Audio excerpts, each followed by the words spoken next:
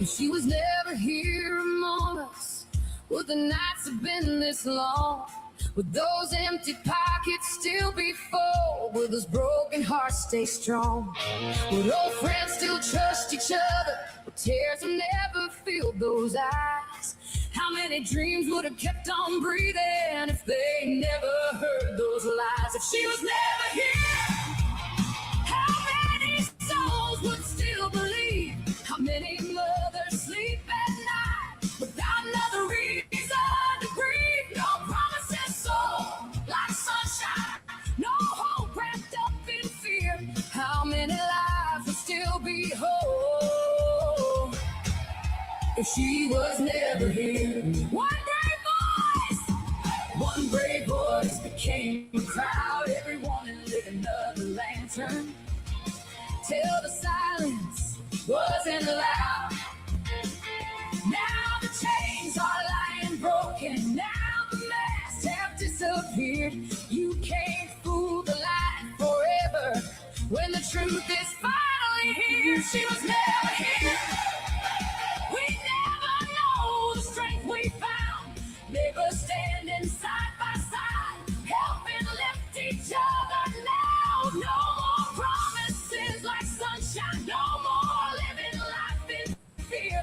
Today we're stronger, wiser, free. 'Cause the truth is finally here. Raise a glass to every survivor, every heart that made it through. The war is over, hope is winning, and the sky is turning blue. Here's the brighter roads before us, leaving yesterday behind. The greatest victory of all is getting back our peace of mind. Hey, truth for today. We found our way. No more lies, no more fear. One brave voice became a crowd. Everyone lit another lantern till the silence wasn't allowed. Now the chains are lying broken. Now the masks have disappeared. You can't fool the light forever when the truth is finally here. She was never here. We never know the strength we found. Neighbors standing side by side, helping lift each other now. No more promises like sunshine. No more living life in fear. Today we're stronger, wiser, free. 'Cause the truth is finally here. Bring a glass to every survivor, every heart that made it through. The war is over, hope is winning, and the sky is turning blue. Here's to brighter roads before us, leaving yesterday behind. The greatest victory of all is getting back our peace of mind. Life is better if she was never here. Some lost money, some lost family, some lost pieces of their pride. Some quit believing anybody after all the tears they cried. The scars don't show like broken bones, but they're carried every day. A crooked smile can leave a wound that never fades away. The truth keeps rising with the morning, even after the darkest night. The lies can only hide so long. Sooner or later comes the light. If she was never here, how many souls would still believe?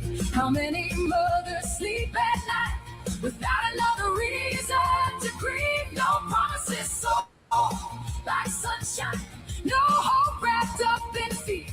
How many lives would still be whole if she was never here? We're still here.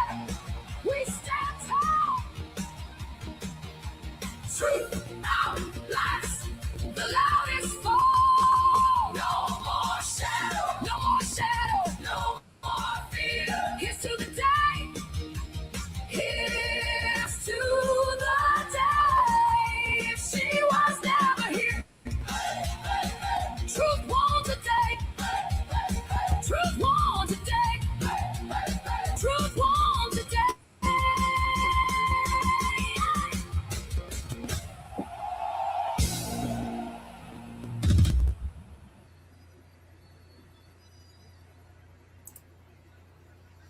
Welcome in, everybody. How are you all doing?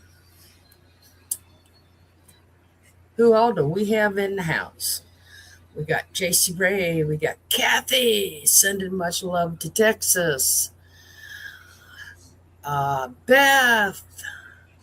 I never could blame fat fingers before, but I can now. I'll tell you, Beth, fat fingers and a phone does not work. Now you figured out why I always misspell shit when I'm on my phone. Okay, we got Sherry, Mickey, Carol Clark. Yes, Nancy kicks them out of the park. I mean, y'all, I don't know, but she does some good music. We'll play her other one. I think it's the something about midnight something. We'll play that later on. Lori, hi Val, Lori C, Pussycat. We got a pussycat in the house.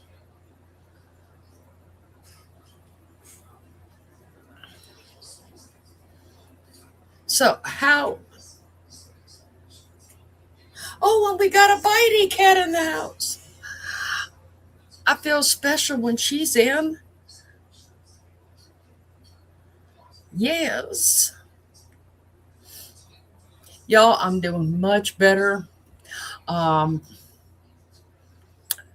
the first week of the month, I'll tell y'all, first week of the month, I had my right side of my back done.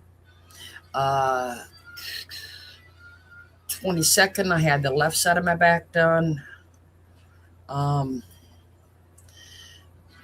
but I am back up kicking my heels and, ooh, I think I'm even touching some grass when I mow it. And weed eat it and trim my roses and take the dogs for walks. You all ask about the babies, right? I'll show ya.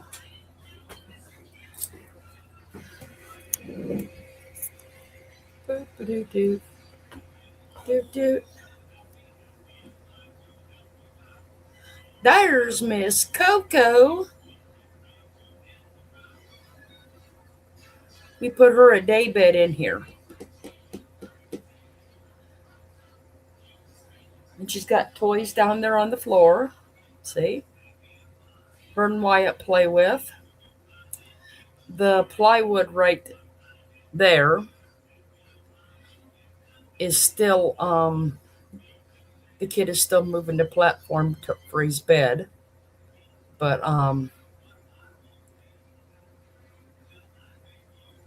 she'll lay over there and sleep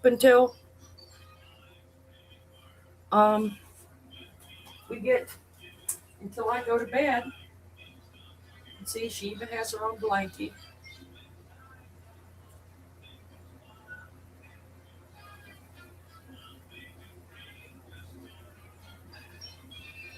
But there's Miss Coco.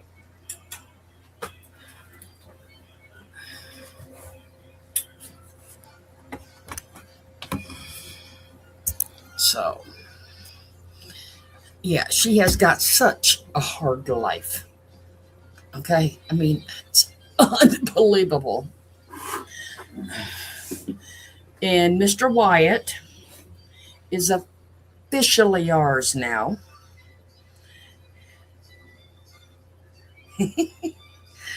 uh, Mr. White is officially ours because we could not adopt him until he had his snip done. And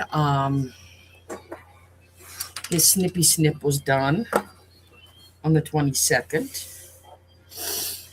And we bought him, well, we adopted him on the 23rd. So he is officially part of the family now. Yes. She is the storm still. She's always going to be scared for the way that she was treated, but she loves being able to go out and play in the yard with him and in the house with him because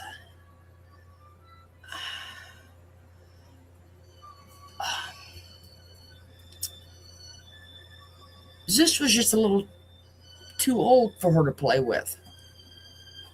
You know, he wasn't into that romping in the backyard and all of that.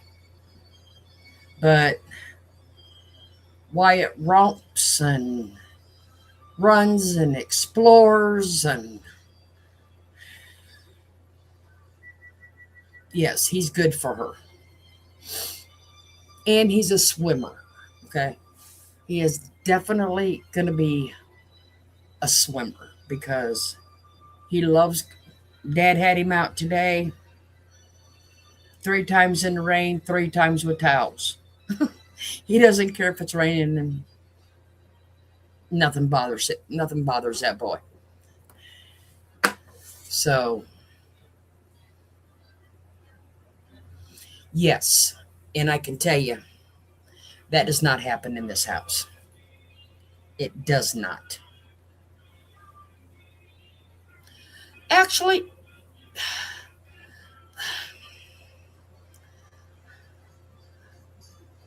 I got plenty of room for the 2 4-legged ones now that the two-legged ones are gone. And that happened. That's why I got my room. Um,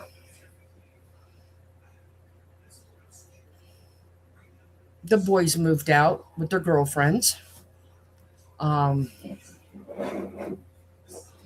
and when I told you guys I was too pooped to party the other night, I was too pooped to party. So I went from 2-legged to 4-legged, but it's all good.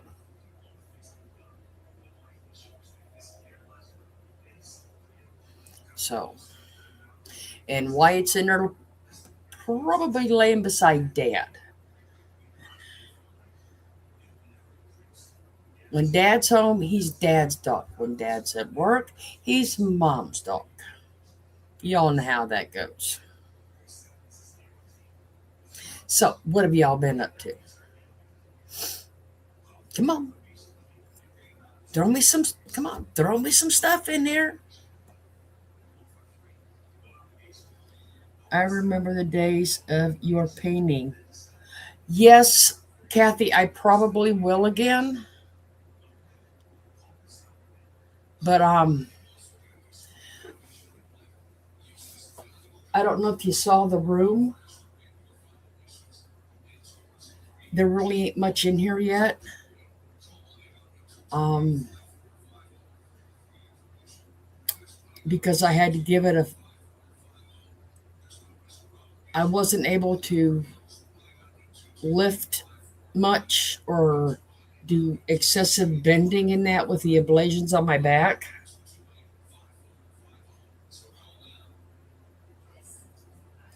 So I'll get. I'm slowly going to bring the stuff back in. For the cricket and the painting and all of that. I just have a few more. Like, I want to paint the house because it's just time. I'm just doing lightning and crazy drive. Hey, I don't want nothing to do with crazy drivers.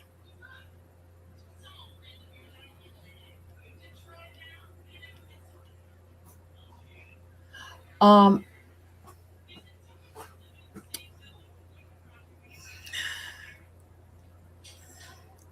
what they do is they go in and when I had when the drunk lady hit me, okay, Oh, Beth, that's not good. When the drunk lady hit me, she messed up my lower back between my hips and my mid back. So they go in, and what they do is they burn the nerves because there's pain shots don't work. Um, I'm not a big freak of pain pills. I don't take them. Okay.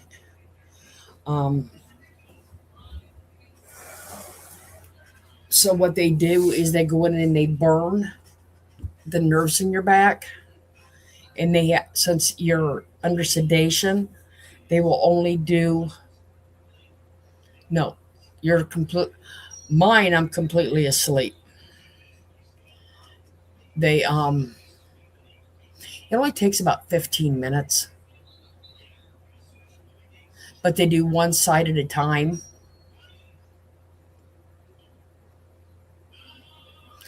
But I know I'm not over speaking because I know Jackie's talked about it. Jackie's had it done. I know at least twice for her sciatica because she's told us about it, that she's had it done. It's just,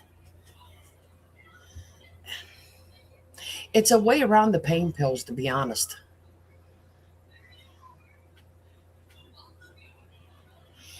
Yes, they can. It, they say it will last anywhere from 14 to like 18, 24 months. I know when Jackie had told me about hers, she said hers had lasted like 7 years. Mine lasted a little over two. hmm But yeah,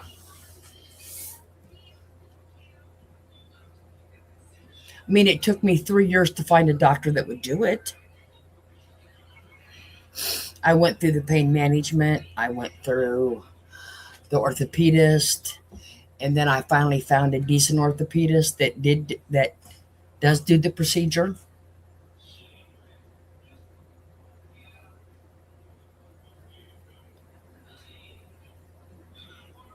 Does it feel better though, Kathy?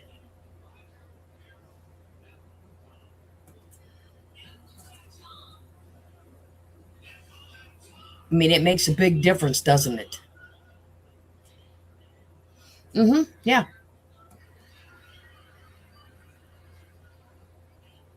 I mean, I'm not saying that, like I said, there's a big difference in the gaps in it from what it lasts from who to who.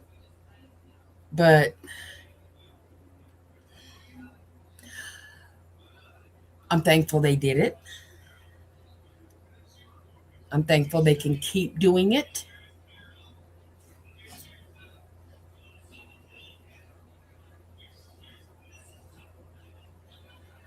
Well, Beth, I'm gonna tell you, mine's Medicare.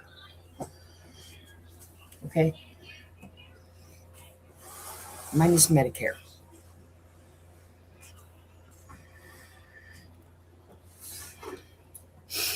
So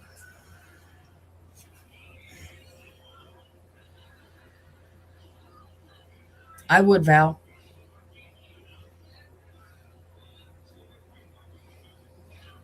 But like I said, Kathy, did it help though?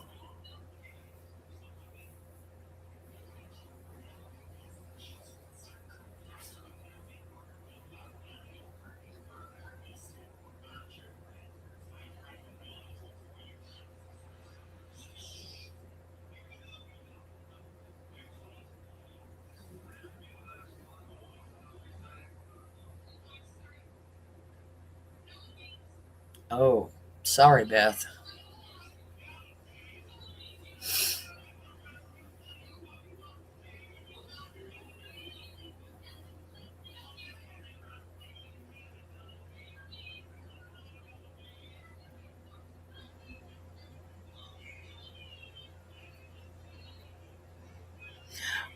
I would.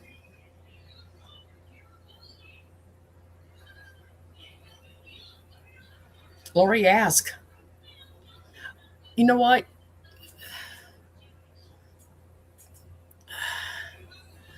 Go on and do your research.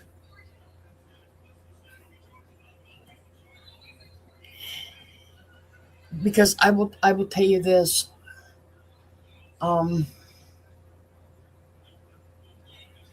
oh hell, I'll tell y'all.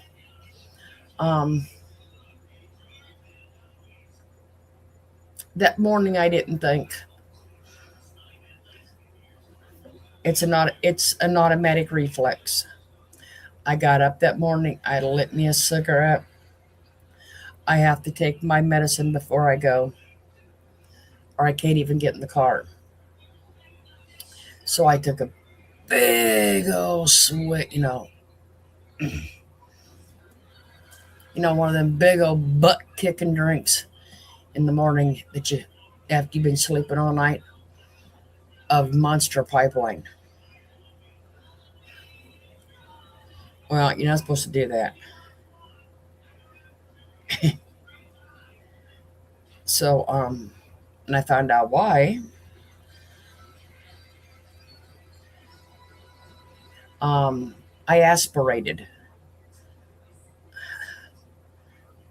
but but I would definitely, like I said, do your research on it. Um,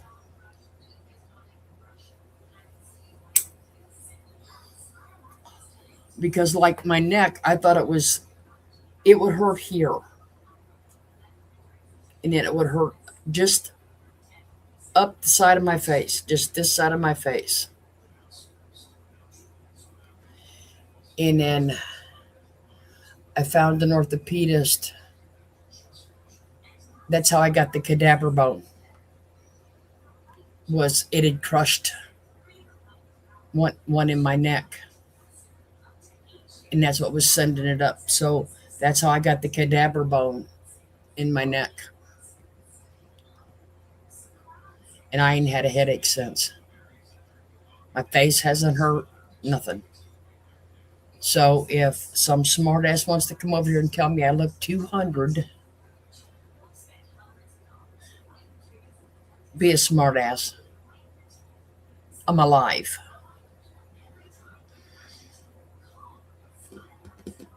Because I could have very well been dead when that drunk hit me.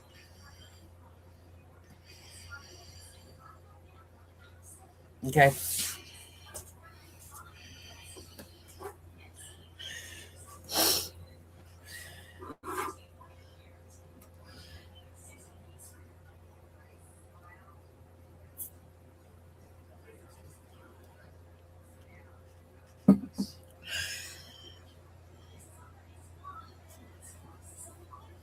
Mm-hmm. But yeah, definitely do your research, Val. Have them check it out, because they can do it to where even my sisters had it done, because they can see the part in their back. They can spot it with the X-ray, but they just can't fix it. So they just kill the nerves around it to kill the pain.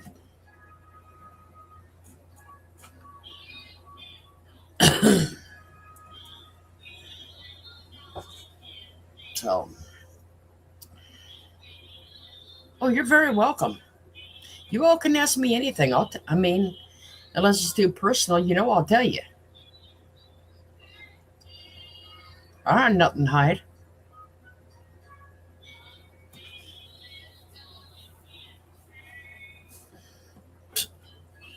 I can honestly say, go dig. But I don't have my real name out there, so even though YouTube tells you not to do that,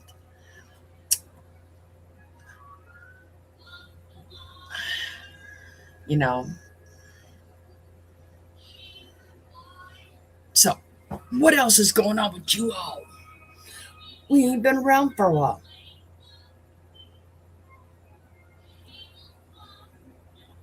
But as y'all know, with the babies, that kept me busy, and the kids moving out, that kind of depressed me.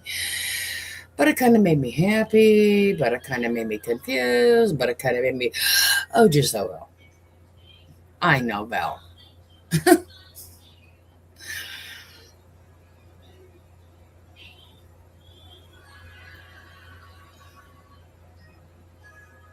I'm surprised Wyatt's not in here. He must have got wore out. And Dave will be on, or Dave will be here after she gets home. Hey, Wendy. Um, up until this week, it has been so hot I had to make Wyatt come in. But now we're in the rainy season, and I love it. Coco hates it, but I mean, they had us on water restrictions. They got um, fungus restrictions down here for the lakes because they got fungus restrictions everywhere. Hmm. Hmm. Fungi in lakes. Don't that sound a little weird?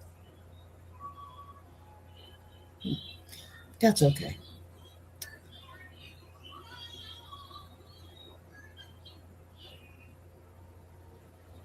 We had a because it hadn't rained.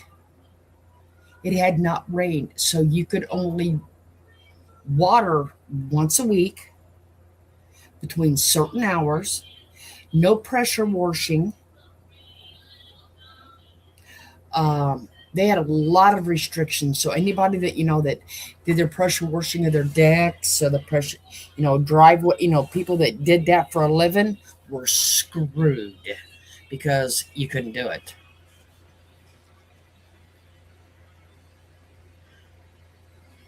I mean, it just started raining here the last couple days. I think we got, I think he said 4 to 7 inches today, but it's supposed to rain for the next 3 days. There was one, yes, yes.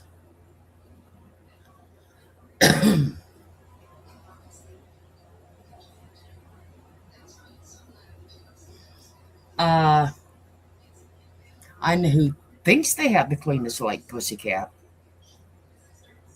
Okay, but I also know people that don't um, trim and keep weeds cut down. So it's like a snake haven to me. Critter haven. So I'd be, and I ain't quite sure who's trying to convince who about rattlesnakes, but the only way a rattlesnake's gonna be nice to you is if you're a snake right along with it. Okay.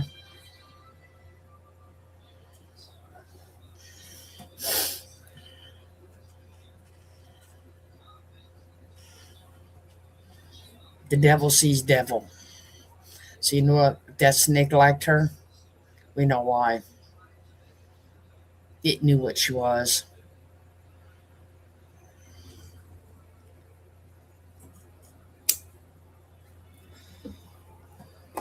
Oh, and see, I got my little fan over here so it can blow the smoke out the window so it ain't staying in the house with everybody.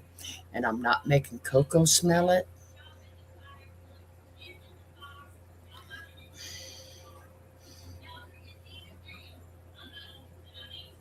Yeah, I know. I hate weeds on my pool deck. Okay? I hate them. So when the kid comes and weed eats, I make sure he You know, he cuts in around the pool deck. All right. I mow the yard, but he weed eats for me because of just everything else. But yeah, like I said, I hate him on my pool deck. Snake, meet a bigger snake. We have snakes up here in Virginia too, not the huge ones. I will never like snakes. They snake. We have them here. We have snakes here. Matter of fact, you all know. I think it's at least. I know it runs 2 days. I'm not exactly sure how many days it runs here, but some of the Gator boys out of Louisiana come down, and they have a python hunt. Who can catch the most python wins like $10,000. I don't know if you all have watched them, but uh, God, what are they called? Swamp people. Troy. Shoot him! Shoot him! Shoot him, boys! Shoot him! Um, he he used to come down for the python hunt. I know he was coming down. I did read that he was coming down this year for it. But I mean, hey, $10,000 is $10,000.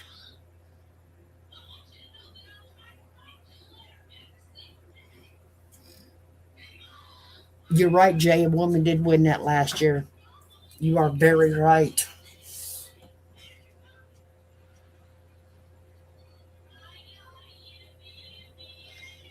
Someone thinks cows South Carolina don't even have palmetto bugs.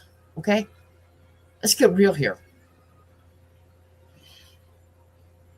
South Carolina has palmetto bugs too, and snakes, and water moccasins because it's low country, and they have more than likely they have uh, what are they? Uh, water moccasins. Um,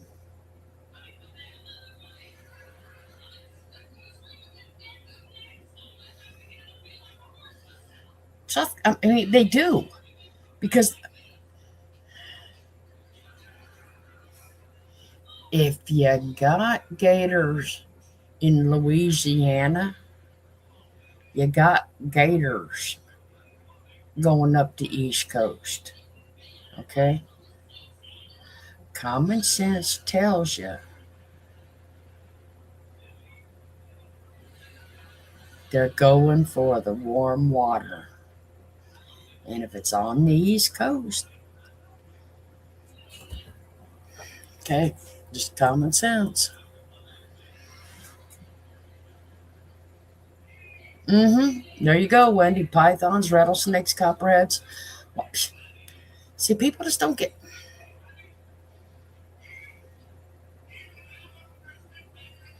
I mean, I was watching this guy today on TikTok, and he's from Indiana. He said he walks the beach from 7 to 9 o'clock every morning. And you wouldn't believe it. Them waves were just a crashing, and it had the foam. And I mean, it looked like surfers' haven down there. But we don't have that kind of water in Florida, remember? Crazy ass shit.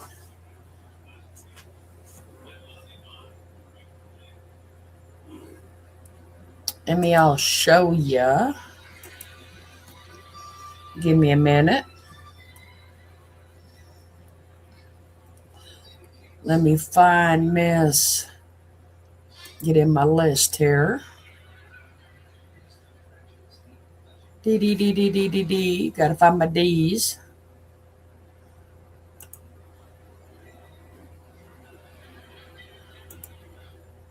See if she put, I know she put it up.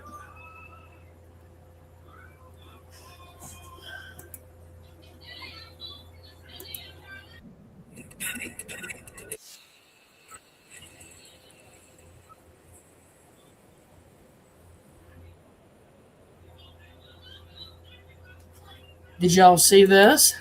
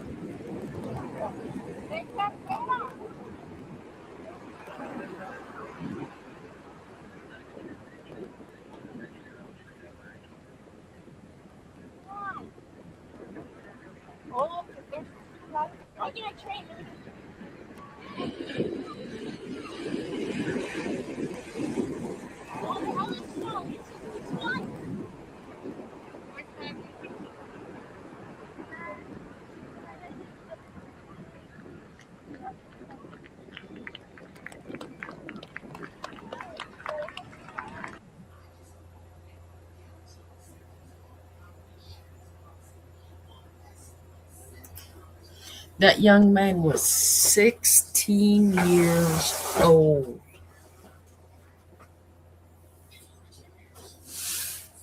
Out there saving that boy on there.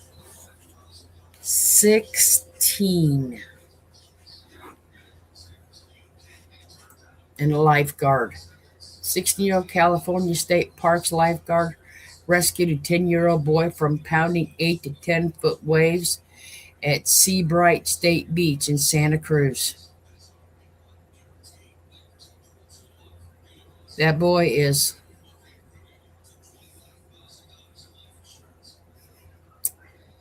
definitely a hero. That is for sure. I don't remember exactly what they said. Jay might, because I had never heard of it. They called it a duck something. She told me that he was doing to help protect him and the boy from waves.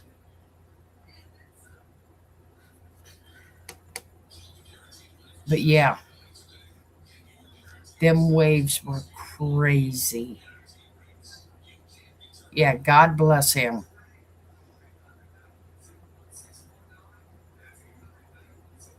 But see, the thing with that is duck dive. You would duck under the waves. But see, the thing like that is it can come up within minutes. I mean, storms roll in here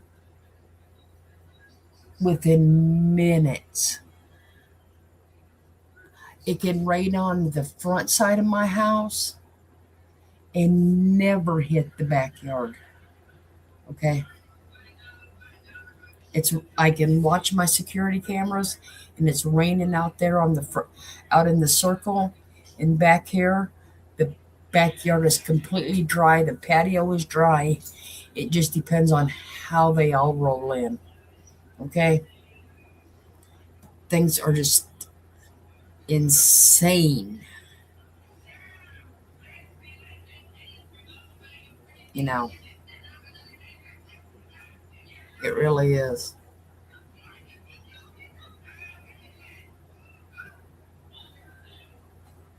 Let's do this. I don't know how many of y'all have saw her other one.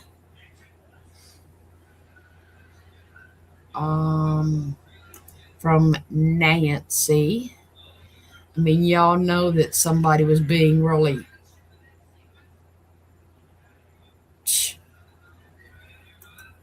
butthurt, you know, with the music. I'd have been ashamed to admit that it looked like me, but you know how that shit goes.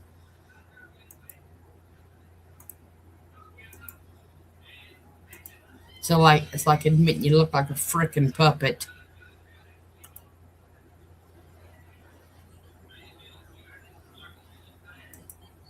But, you know,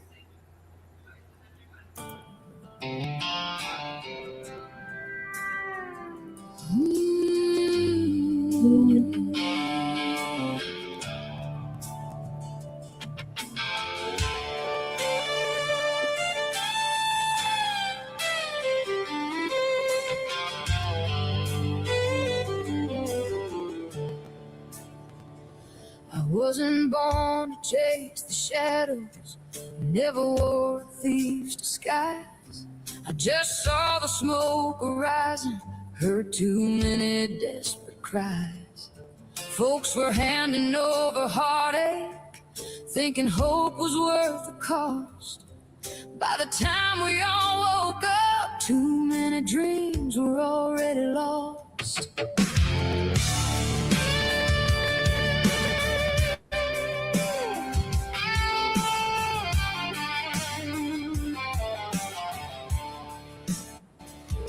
Some were lonely, some were trusting, some just wanted one good friend. They never saw the warning signs until they reached the bitter end. Now I ride these roads at midnight, not to settle scores of fight, just hoping one small lantern might help someone see the light. I'm just a midnight warning, rolling through this town, trying to shine a little light before another soul goes down. I ain't looking for a battle, I ain't settling old scores. I'm just leaving lanterns burning outside forgotten doors.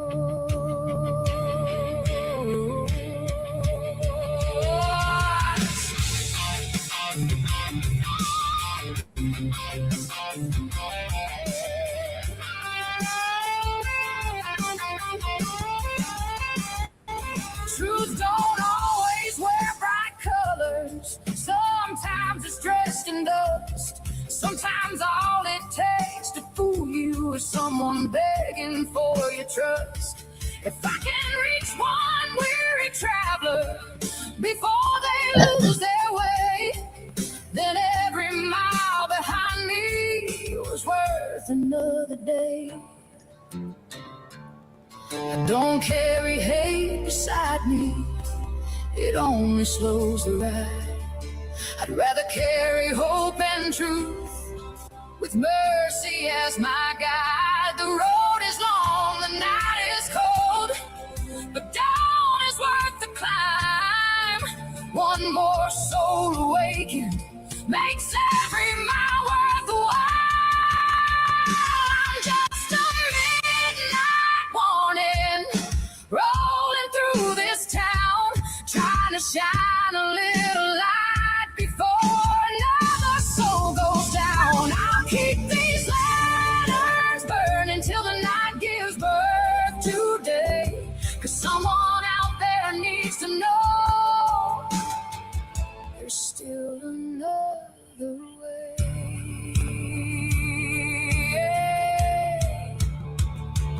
If my story keeps one stranger from believing one more lie, then every mile I've traveled was worth the midnight ride. I'll keep leaving lights behind me for the ones still lost tonight.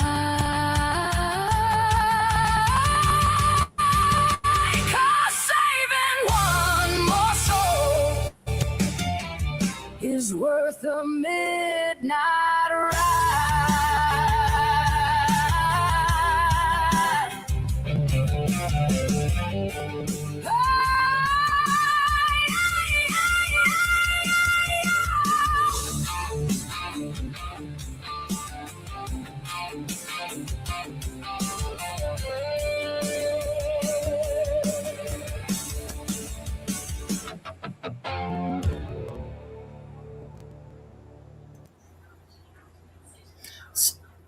See, she don't get that.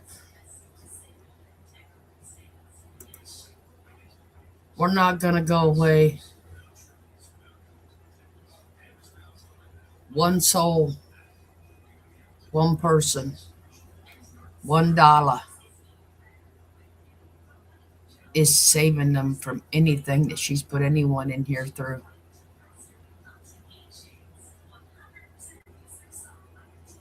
It's worth us doing the midnight ride. Jackie and Heather did the hard part. They took it as far as they could take it. Now it's our place, and everyone else is that she's screwed and treated like dirt.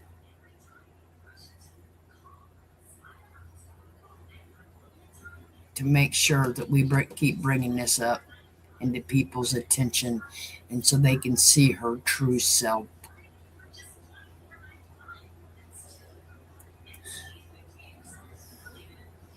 Her taking her ass to New York to go up there and meet them people and, get, want all this free shit.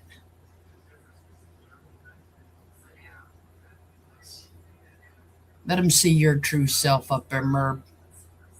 Let them see you.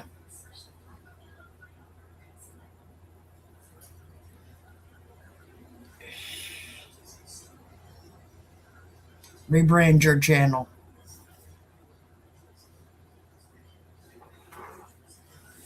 It ain't gonna hide what you are,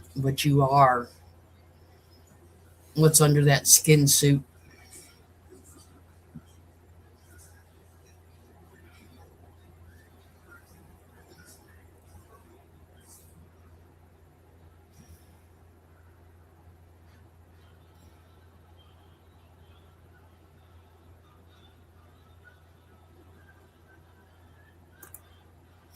Let him come at me unrestrained,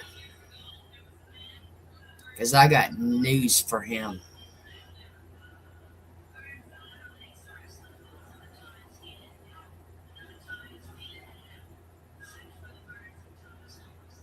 He ain't a con. He is a con artist,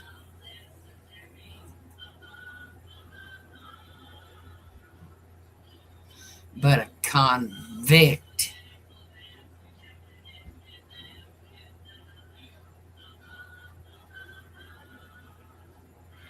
That's questionable. I mean, yes, he is a convicted convict, but his petty ass took himself back to jail. Really?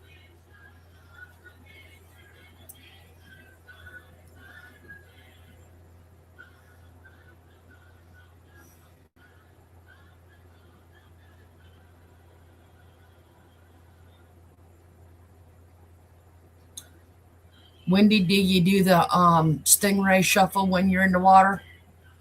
You better. Everybody in Florida knows how to do the stingray shuffle. Because you don't want don't want none of that mess.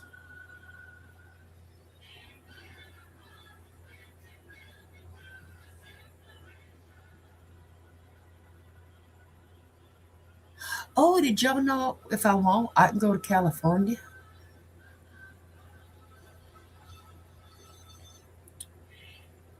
It come up on my feed that if I want, I can go to California to one of YouTube's creator promotions.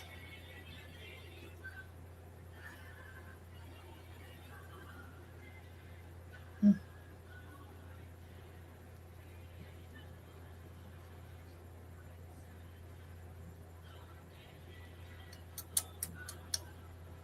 Yeah, found it in my back screen the other day. Actually, about 2 weeks ago.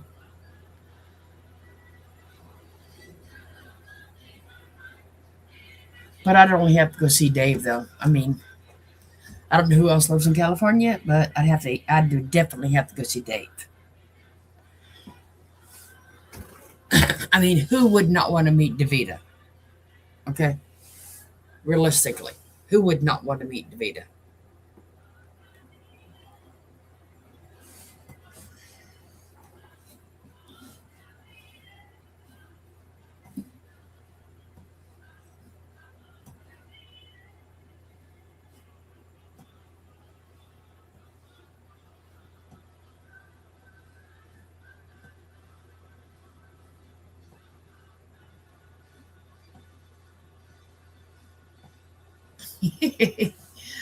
Oh, Jay, I love it.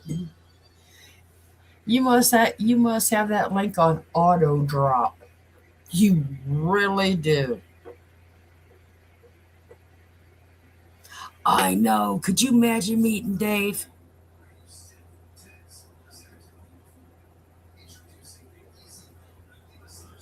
I actually might have to dress up for the shit. I may have to put pants on for that one instead of just wearing a pair of shorts and sneakers.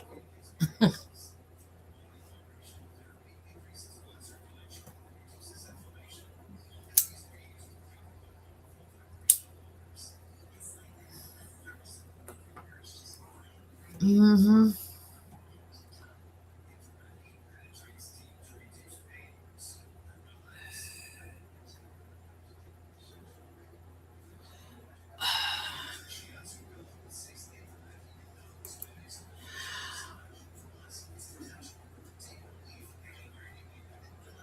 Nana or Lori, why she's so special?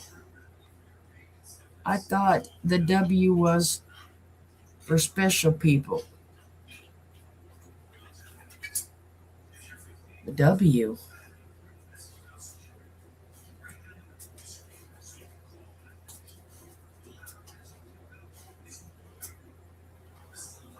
Oh, guess what I got?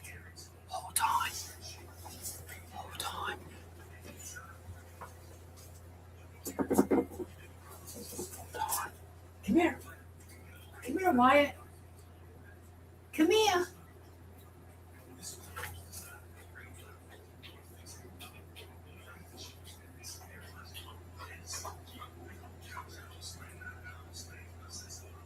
Come here. Come here. Come here.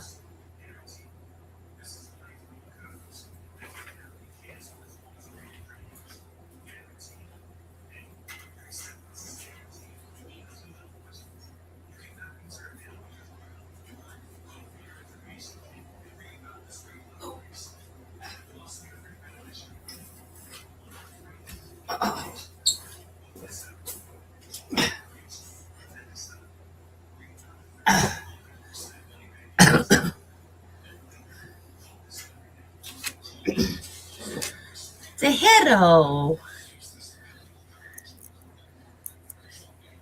Say hello.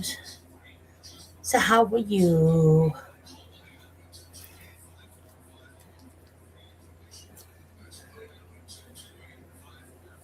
So I'm gonna work on the computer. Hold on.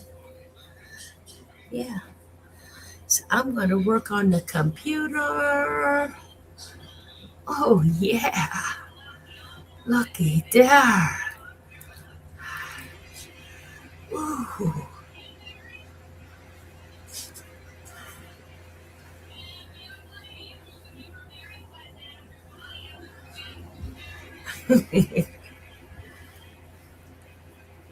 He's sitting on my bar stool. Yeah. What a face. What a face.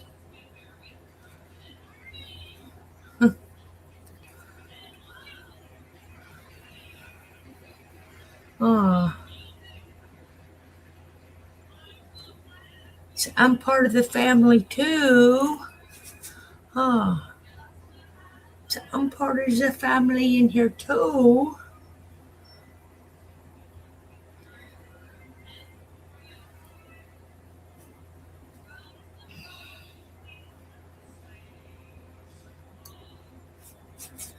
They're not sure if he's a mix. They did, our vet did tell us that. They're not sure if he is a mix between a German Shepherd and a Golden, or he is a mix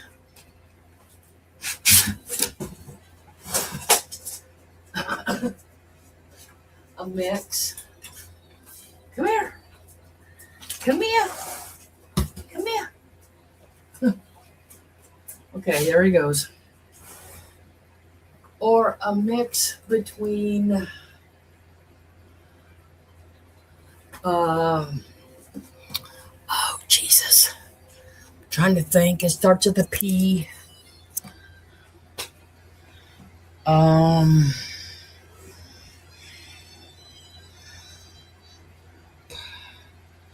the dog starts with a P. I can't remember what the name of it is.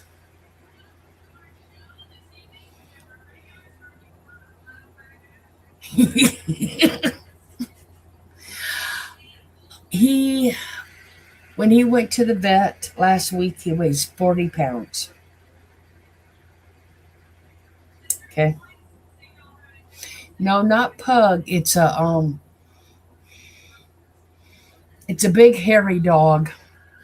And I think he can get up to like 120, 160 pounds, something like that, they said. But I cannot remember the name.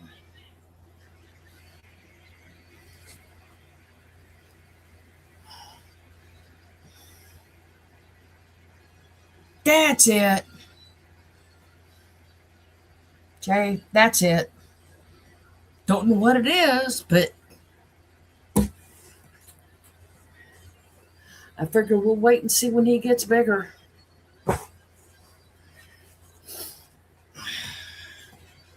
Mm-hmm. We'll just wait and see.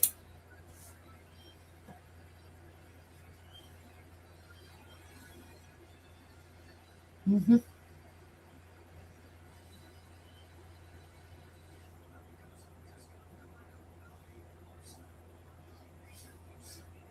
Something I did notice though, y'all, she had a members live. Yes, we adopted him. Yes. Um uh they well where I'm from, um what did I do? Um where I'm from in Pinellas County, um they brought him down from the next county because their shelters were so full. They were so. Oh no! Every I always make sure I can get 2 fingers. You know, I check this way, flat ways, and then I stand him this way but I got to make sure it doesn't come off his head. Um, Coco's right at 120 pounds. She's over there sleeping.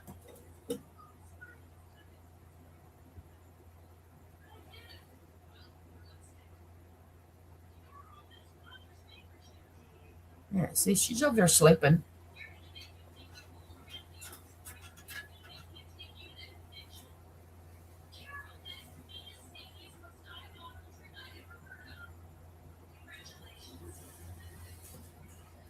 We put the day bed in here so she can be with me at night. When I'm on a live or I'm in here working on the computer, we put the day. Oh, they get along great.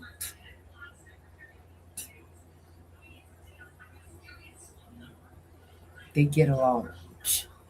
One thing right now is he likes biting her legs.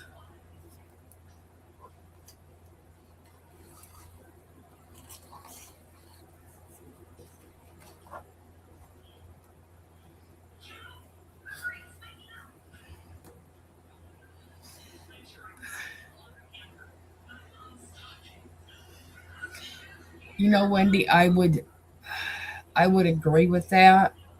Only thing though is I don't normally watch the news,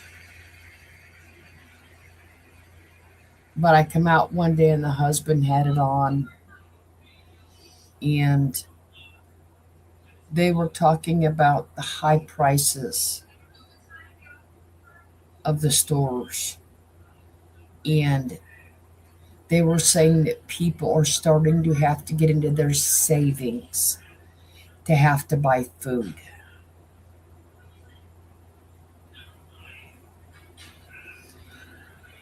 And I would be afraid that some of the people like that are lonely, that are on low income, would um spend their money making sure which I would do that, making sure that their animals were fed before they would. So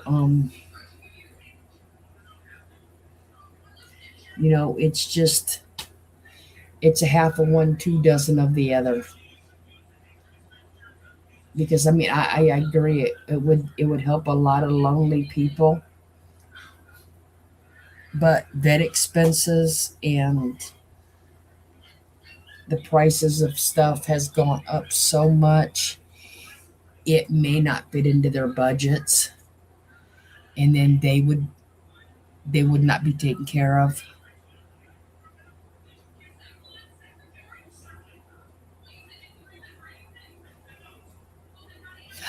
My dad used to take his Dane in there. hmm He had a Great Dane named Lady. She was solid black. She was solid black, white chested. It, that was the only white on her was her chest. And Lady loved everybody in that facility. And they all loved her. I mean, they would, she couldn't come every time because for him to go to where his wife was a 2-hour drive. And like in the winter, in case something happened and the car broke down, you wouldn't want Lady in. You wouldn't, you know, no, it's too cold. And then, in the summertime, so he wouldn't take her all the time, but they would always ask when he was going to bring her back.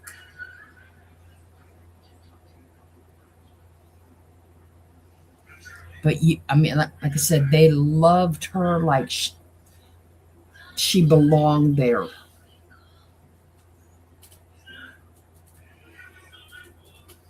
I think if they could have, they would have had her living there with them. But my dad couldn't live without her. She was,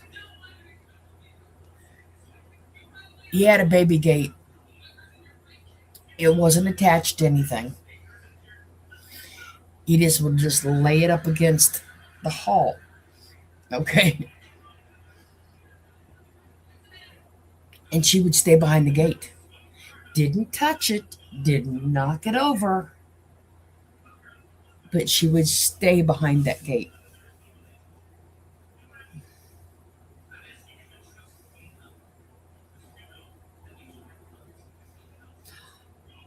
Depends what kind of ice cream you want.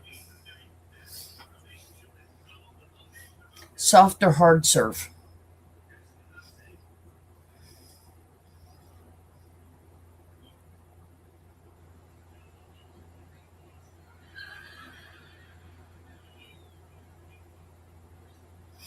Well, reason I'm asking is they got a brand called Bunny.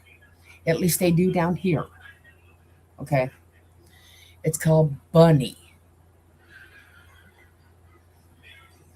And it's in the grocery store, it's in Walmart.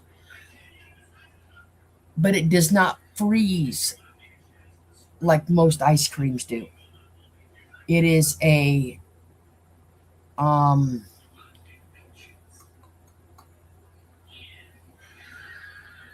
uh it's more of a soft serve ice cream because you can actually scoop it out because it is more like a soft serve. I'm not sure if it's Blue Bunny. Let me look because let me look real quick.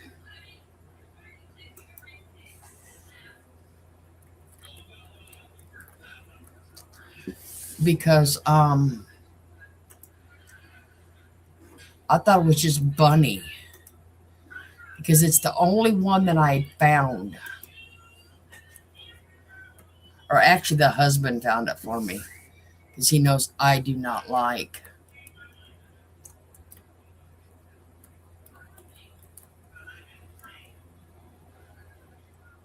Yeah, Blue Bunny. You're right.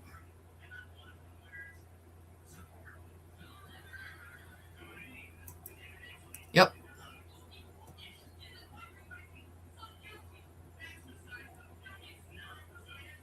But you have to make sure it says soft on the container.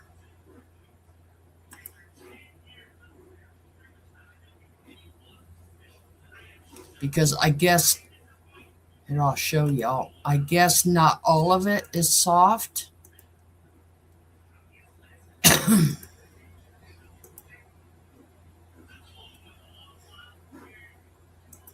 Say it actually has to say soft on the container.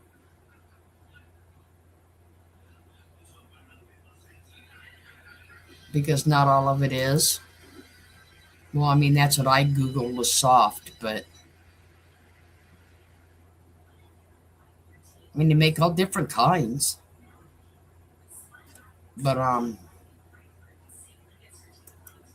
I said, some soft, but not all of it is.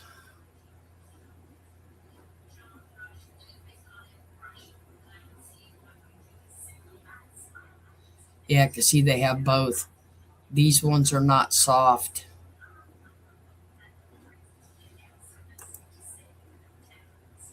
Ones like this isn't. Yeah, it's more like ice milk. Pussycat. You remember that? That's what I grew up on, was ice milk.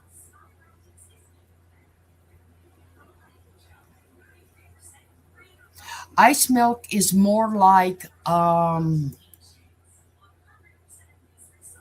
what they say it's more like McDonald's ice cream in Wendy's ice cream because it will not freeze hard. So that's what the Blue Bunny's more like. Or the Blue Bunny soft is. Because ice milk was a big thing up north. That is all we ever got was ice milk.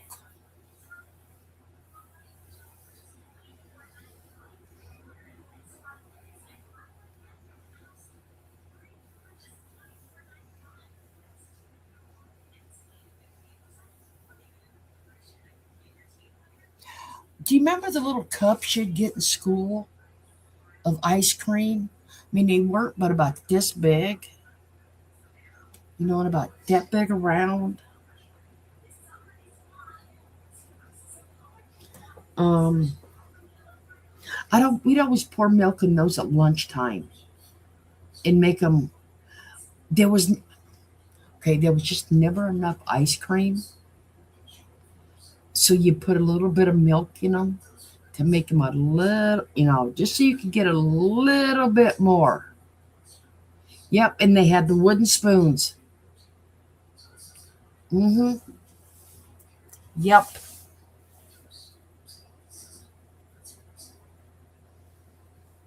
But yeah, you would get one of those little bitty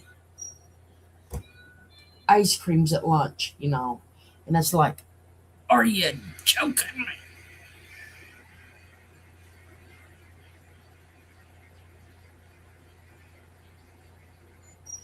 Oh, wow. Really?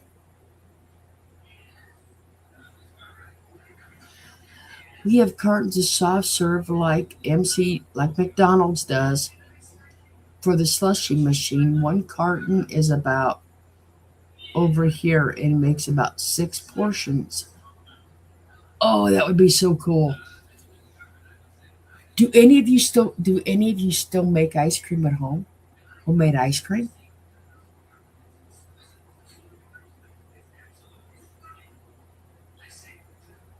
Where you got to put the ice in and the rock salt, not the old grinder one, that we had to, not that one. This one, you kind of plug it in,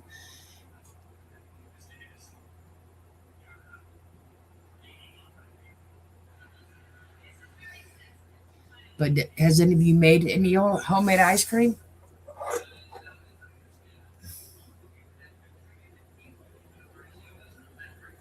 Because I got an ice cream that I usually do once a year is make my own frozen ice cream.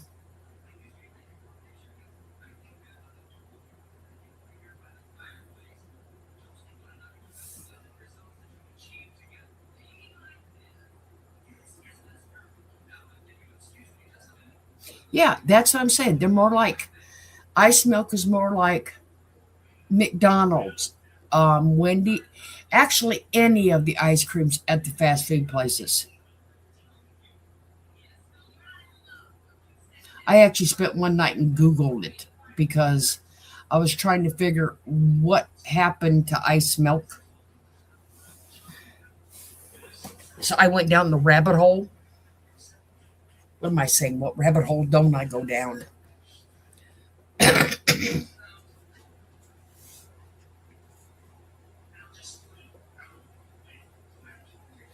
I went down the rabbit hole back in the day, back in the 1800s. Why these people always had white faces and white arms and all of this. They just okay. And come to find out, it's because their powders was fragranced, and they only took showers like once every 2 weeks. So they just kept putting powder on and powder on and powder on, and I mean they just cake so it would hide their body funk.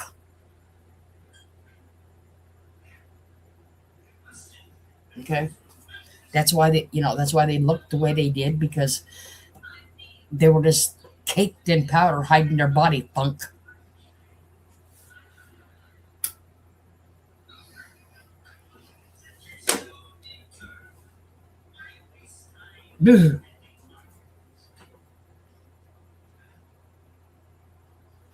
Because they said baths and that were not very popular back then because it took so much to have the water boiled and carried upstairs and all of that. Yes, because it covered the funk.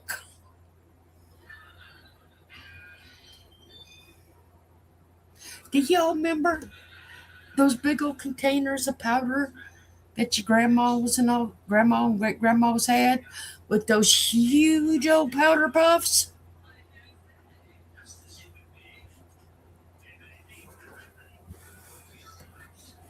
Next thing you know, you're just sitting in there and they're just going. I mean, yeah, and I mean, there's just powder flying everywhere.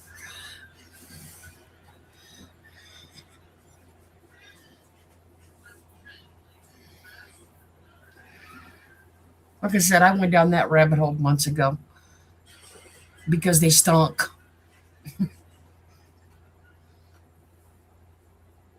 We know somebody that could do that.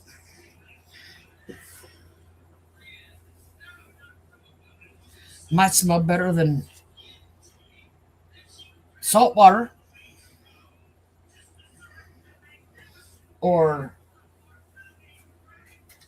lake water,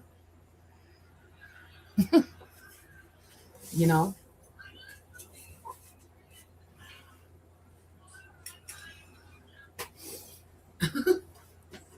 God, ain't I awful. In the wintertime, people don't need to bathe every day. It makes the skin. I agree with that. But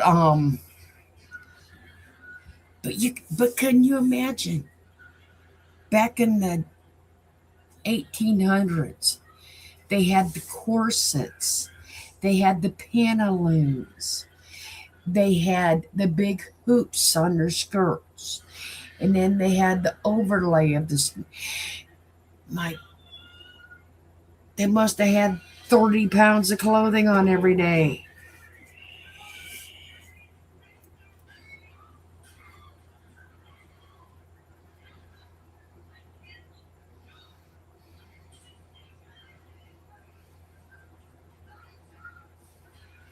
Come stay in Scotland like a son.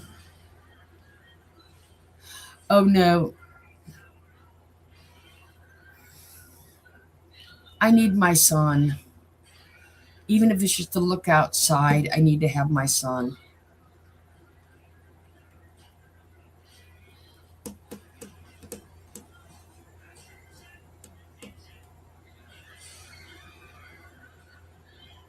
Yeah, Gina Tay, yes. And what was the other one? What was the other one? I know Sweet Honesty was popular when um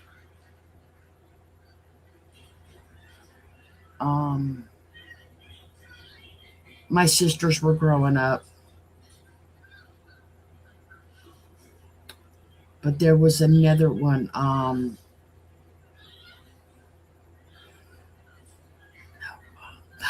Rosewater is what it is. Rosewater.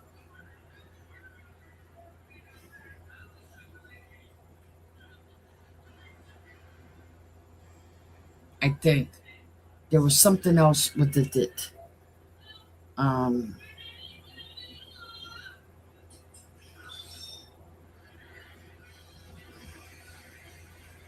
like I said, it reminds me of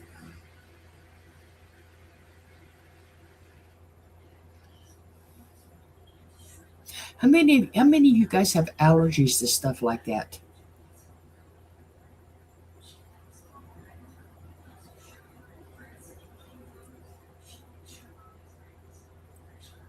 I do, and my son does.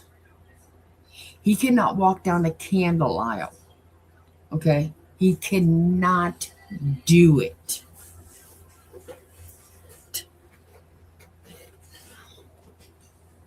Watch him get behind some woman that's put on a ton of uh, perfume.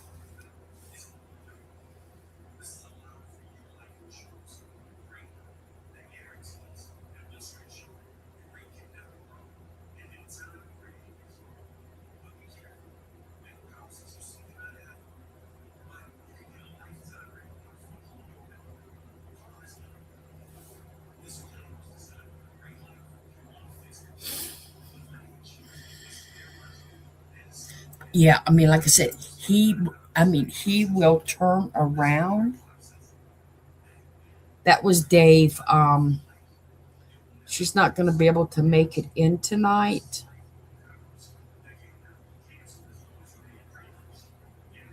Looks like it's a late dinner. So,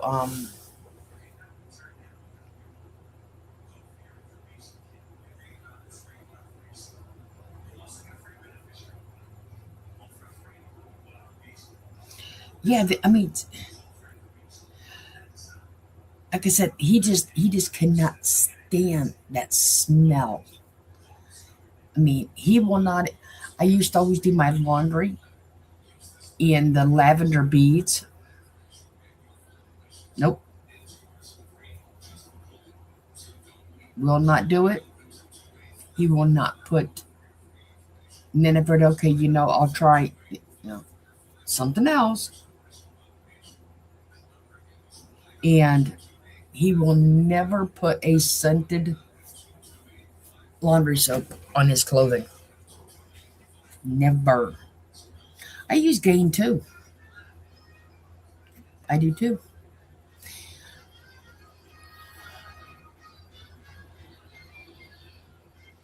Like I said, but I wanted to come on and show you guys that I'm doing okay. The kids are doing okay. Um, it's just been a little hectic around here. Like I said, the kids moved out. I did notice. Let's see, we've been on for an hour and a half, and we really ain't said much about over there. So I will say this. I guess you had a member's life the other day where she was in New York.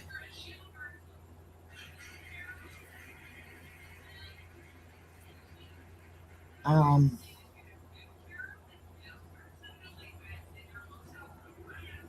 why is it on public now?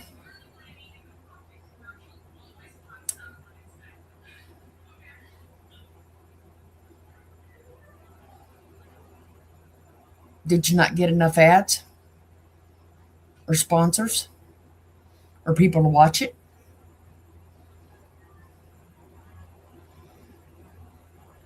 Usually a members only or a members live stays that way as a privilege for paying to be a member of a channel. Good night, Brian. You don't switch it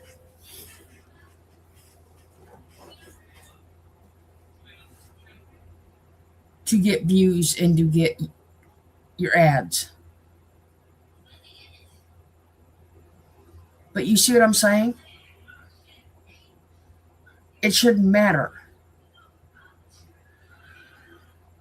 That was supposed to have been a paid privilege to members.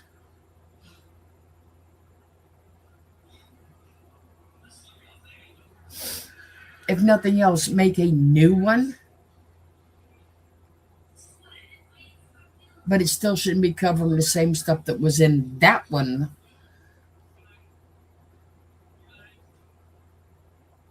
because members are getting no benefit from it.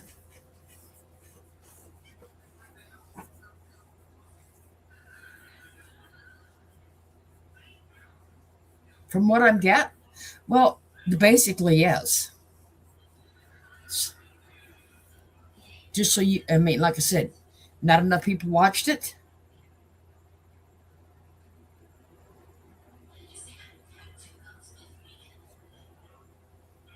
Especially if you get the coupons, Val. You can run some really good deals with them if you're on coupons at the Dollar General. She was, Beth?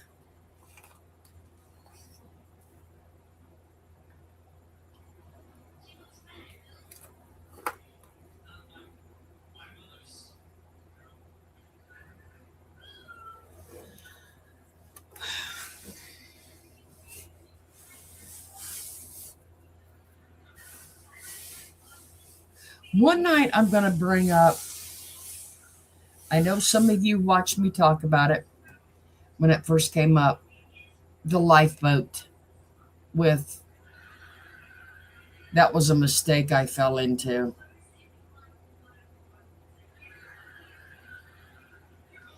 Um, and he tells you how he short conned people. Okay. And we're going to run a comparison to his short con to some of the stuff she's pulled, like the teeth. I heard about the teeth.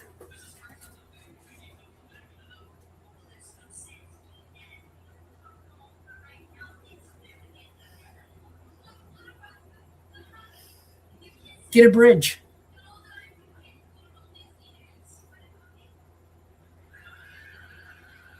Are you too damn vain to just get a bridge?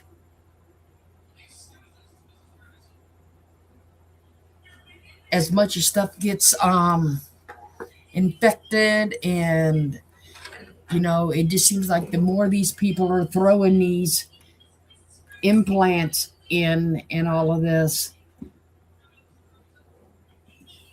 with their bones, um,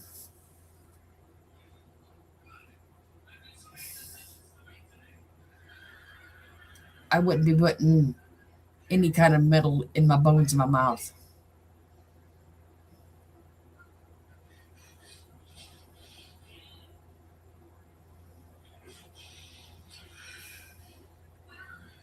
I wouldn't do it because of the fact you are not guaranteed you are not going to reject it, pussycat. Somebody did that one time. There is, I know at least one article. A person got implants. They got an infection in their bone, and they had to take their jawbone out. Okay?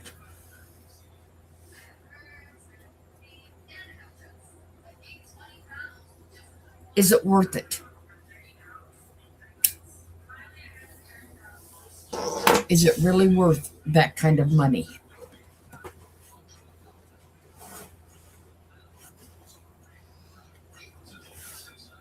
It may be good for 5 years, maybe good for 10, maybe good for 2.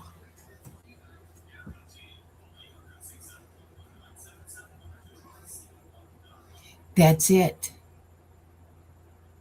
And it's a little close to the brain to be having any kind of infections and shit. Okay? Just a little bit too close to your brain and your heart.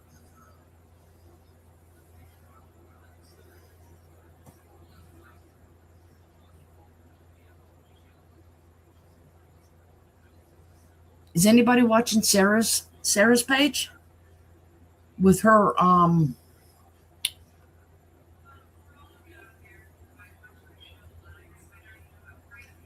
thoughts of that trial?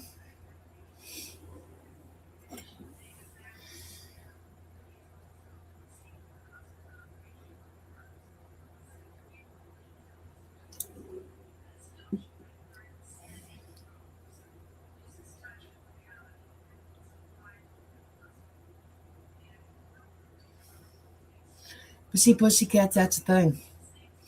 If you get two taken out, get the bridge put in, it holds the space. It fills it. You can chew on it. It mounts to the two teeth. It mounts to the teeth. Get a bridge.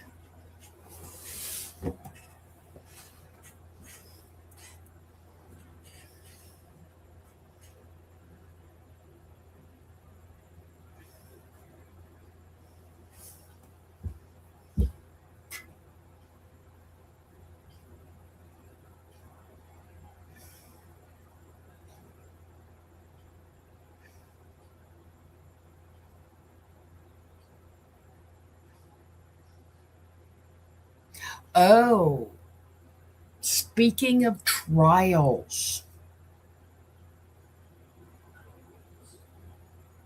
We had one that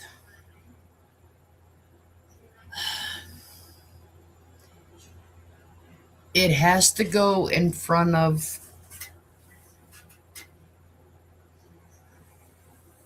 I'm not exactly which court it has to go in front of, but they are going to try and close a case here that has been open for 38, almost 39 years. Do y'all want to hear about it? I will play the press conference. If y'all would like to hear about it, I'll play the press conference.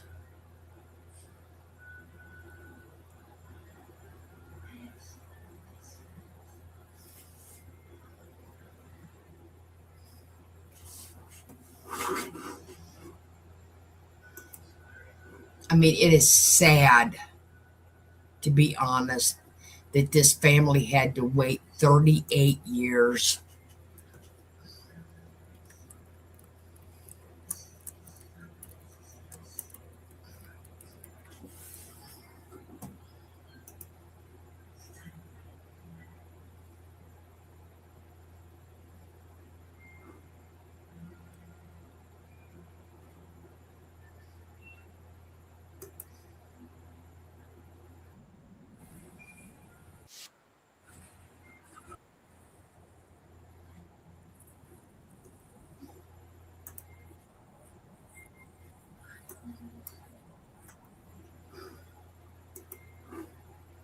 Okay, I'm going to put him up full screen because it is totally unbelievable.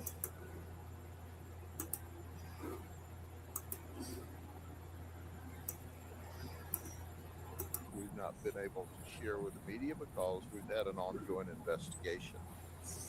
And that ongoing investigation had to deal with the murder of Jennifer Weldon when she was only 14 years old, just 3 days short of being 15. But I'm joined today by Mindy Oakley. Mindy was Jennifer's best friend. I mean, really best friend. And you'll hear more about that from her in a few minutes. And then Amy Weldon was Jennifer's younger sister at the time of the murder. And Hope Lehmansaw was is the younger sister who was not yet born at the time of the murder. But all three of these ladies are going to speak with you today. So I'm going to take a few minutes, and this is going to be kind of a different press conference, if you will. I'm just going to lay out moments in time and hit high spots. First off, I want to introduce you to who should be our young lady, Jennifer Weldon, today. This is an age progression of what she would look like. But Jennifer's not with us today. You know, she wasn't able to graduate from high school.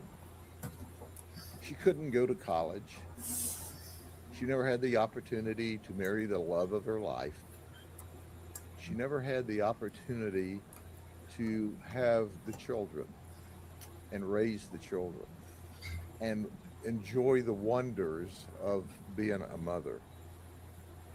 She never had the opportunity to send her children away to elementary or kindergarten on their first day or to watch them graduate from high school. And who knows, maybe she or her children would have been the one that turned into the scientist that found the cure for cancer. But none of that happened. She wasn't able to attend her mother's funeral. She wasn't able to see grandchildren come into the world. And we all know, if we're grandparents, that that's the most wonderful people in the entire world anyway, our grandchildren. She wasn't able to celebrate all of those events because James Duckett, a former mascot police officer, robbed her of every bit of that. and also robbed her family and her friends of the joy and excitement of socializing and being part of her life forever. This is what Jennifer looked like when her life ended, 3 days short of 15 years of age. I'm going to go over for you in just a few minutes a set of events that gives more detail. But before I do that, let me show you Jennifer's bedroom. This is Jennifer's bedroom that you've never seen. As you see, she liked to have stuffed animals, and it looked like what you would expect of a beautiful young 14-year-old's bedroom with all the things that were special to her at that moment at time. And she planned to add a stuffed kitten to this group of stuffed animals she had. And you're going to hear a lot more about the stuffed kitten that never made it home, just like Jennifer never made it home. What you're going to see is her funeral. Now, you're not supposed to see a casket of a 14-year-old beautiful little girl, but here it is. And the people across this state and across this nation have never seen Jennifer's casket and her family and friends. And James Duckett viciously abducted, we suspect raped, and we know from circumstance murdered, violently murdered this little girl. And as I give you this lineage, there's things I want you to remember. This is what we found at the scene. This is the t-shirt that Jennifer wore that day that you've never seen. And I will show you her shoes in just a little while. But here's what occurred.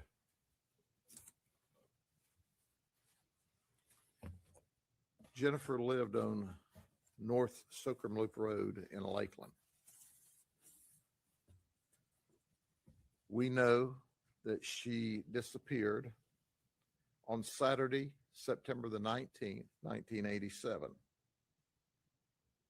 She spent that Saturday with friends, with her boyfriend, Johnny Marsh, who was 14, with a girlfriend, Angel Sullivan, and with Johnny Marsh's mother. They went to Tampa. And while they were in Tampa, this is a copy of, not the actual, this is a copy of the kitten that she got that day that she was going to take home and add to her collection. And this is the green bag, a copy of the green bag that held the kitten. And I will explain how all this is important in just a few minutes. But at the end of the day, Johnny's mother dropped Jennifer and Angel back off at Angel's house on Highway 98 North, where they hung out until about 9 p.m. At about 9 p.m., Jennifer started to walk home, and she lived approximately 2 miles away, not too far to walk. After all, she's almost 15 years old. Certainly you can walk that far. It was a Saturday night now, and she never made it home. Jennifer was reported missing, and that began a frantic search by family, friends, and law enforcement to find Jennifer. That search did not end for 13 days. So 13 frantic days we looked for Jennifer to no avail. So how did it end? An employee for Gardner Mines, phosphate mines, was driving down a small dirt road in one of the mines and noticed a pair of shoes on the side of the road, partially in the road. This is what the man saw that day. And here were the shoes of a 14-year-old little girl that was left in the road. So when the man saw these shoes and he thought, that's strange, why do we have a little girl's shoes in the road? He stopped his truck, got out, and was immediately met by a strong, pungent smell of a decomposing body. And he looked around. And what he found was the crime scene. If you look at this one photograph, there's a berm, there's high grass.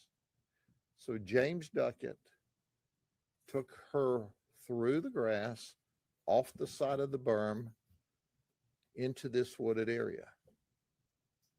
When we found Jennifer that day, she was in severe decomposition, skeletonized, but her legs were spread wide apart. And thus began an investigation.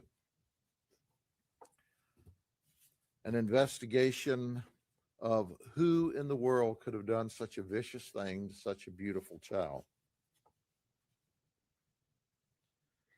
The cause of death was suspected to be strangulation, and the manner of death was determined and ruled homicide.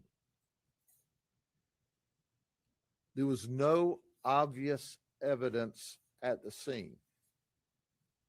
Now, I want to remind you, for the next 25 grueling days, detectives from the sheriff's office, obviously we had crime scene involved, we had friends and family involved, we're doing everything we could to get some leads. For 25 days after this murder, we had 0 leads. Now, this is not like today. Today, with our license plate readers, we would have found him probably before he ever had a chance to murder Jennifer. Today, with our cameras in every store and every convenience store and at every gas station, we would have had a picture of his face.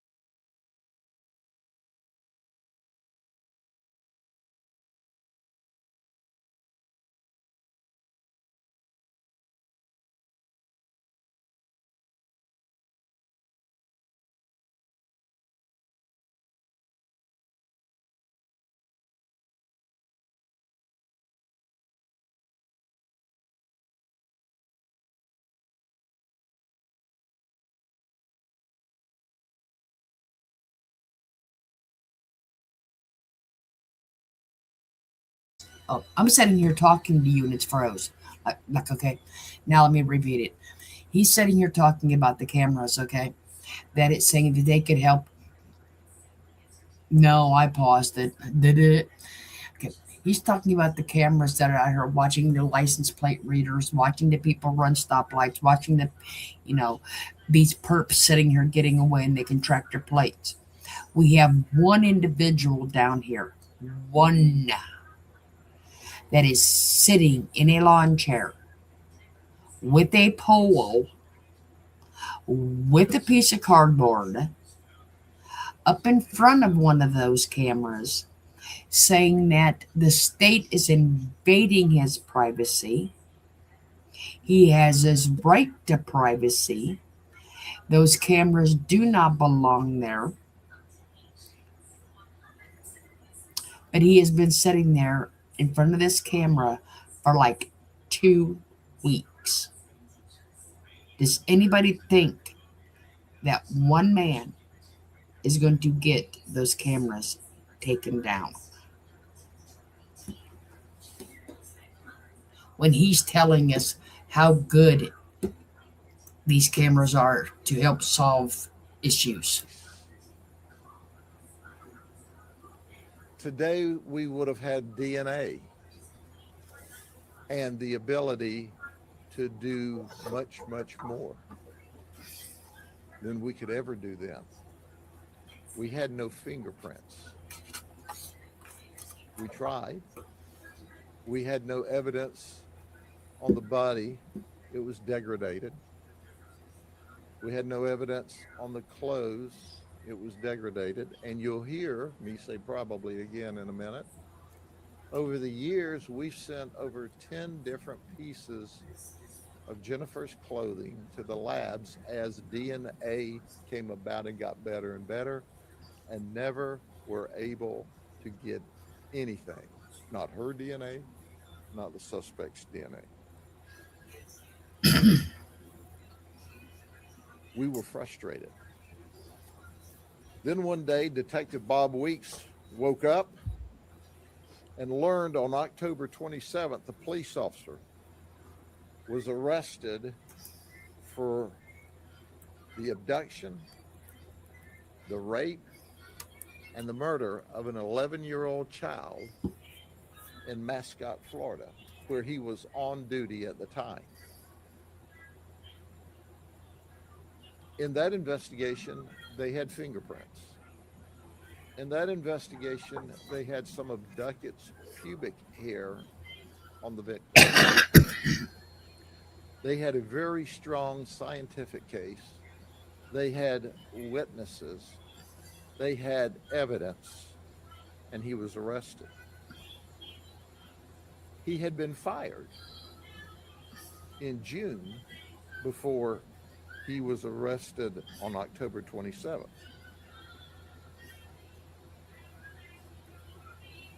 Thank goodness there was a great investigation done and there was evidence found that obviously there was no evidence that we had in this case at the time. So 4 months after the murder of Teresa Maccabee, who was only 11 years old, by this horrible, horrible individual, 4 months later, Jennifer disappeared. And Detective Weeks said, look, there's too much opportunity for this to be the same person. And the investigation took focus. Immediately upon investigation, we learned that in fact, this suspect, James Duckett, in the Lake County rape and murder of an 11-year-old, had lived in the McDuffie's trailer park 1 mile south of Fort Meade and only 1.8 miles from where Jennifer's body was found. Now, keep in mind, Jennifer was abducted way north of Lakeland. She was found 45 minutes to an hour south, at the far south end of the county, only 1.8 miles from where the suspect James Duckett once lived before he was a Mascot police officer. The investigation went on. We know that on June 19th, when Duckett was fired from the police department and was under investigation for the murder, the vicious murder of that 11-year-old child, that he was reemployed by the mines. He had worked at the mines before, the W.R. Grace mines. We know that he drove from the Webster area in Sumter County, where he was currently living, south on Highway 98 every day to go to work. We know on September 19th, that fateful night that Jennifer disappeared, that he left for work 5 hours before he was to show up at work. He left his home, where his wife was located and 2 children. He wasn't to go to work until 11 p.m. that night. And Duckett, throughout our investigation, was always found to be prompt and always on time to work, whether it was the police department or whether it was the mines. They said the guy just is not late. Just wait, you're going to see how That sick evening, when this he left 5 individual hours was. early and drove down Highway 98 north of Lakeland, he drove exactly past where Jennifer Weldon would have been walking home. That night, he was 2 hours late showing up for work. And he was never late. When he arrived, he was hot, he was sweaty. He said he had car trouble, but they noticed his hands weren't greasy or nasty or dirty, but he seemed a little upset or agitated. But he went to work. Now he returned home at 9 o'clock Saturday morning to his wife and child. He went in and he gave his wife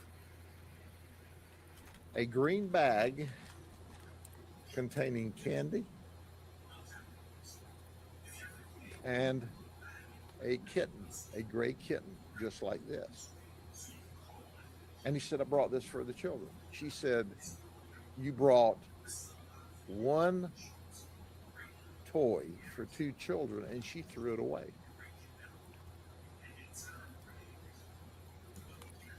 Our detectives went back to the store that they shopped in to confirm that, yes, those kittens did exist. And yes, when you bought them, the store was using green bags to tie that circumstance together. So we know, and I'm going to talk about it in just a minute, because our suspect's wife told us later, yeah, he came home at 9 o'clock in the morning. Yes, he had the gray kitten. Yes, it was in a green bag, and I threw it away because what was he doing coming home? But on top of that, he had fingernail marks or scratches on his back. And she questioned him about, why is your back scratched up? To which he responded, I was climbing under a barbed wire fence at work, and that's how it got scratched.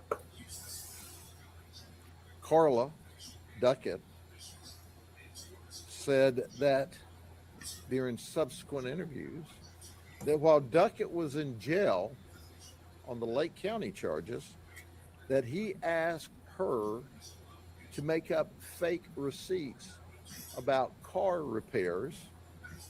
Her dad owned a fix-it shop and a gas station in Fort Meade to cover the fact that his car was in disrepair and not running. She refused to do that. He asked her to have his vehicle professionally cleaned so that the Lake County could not, or we could not, test the contents. Mm-hmm. Failed to do that. She said, "No, I'm not doing that." We tried to talk to Duckett. Of course, he's a trained law enforcement officer. He went, I think he worked months at the police department, and he knew to lawyer up, and that's exactly what he did. Over the years, we've talked to Duckett many, many, many times, and with each occasion, he lawyered up and wouldn't say anything. Over the years, detectives from the sheriff's office, not counting what the family did as far as looking and working, we put in not only hundreds, not only thousands, but tens of thousands of hours on this case. We never had not one iota of evidence that anyone other than James Duckett ever committed this murder. Never. The, as you know, back in the day, as I said, there was no DNA, there was no cameras every place, there was no evidence. We located not one independent witness, and we found nothing. We looked, we found nothing to the contrary to eliminate him as a suspect.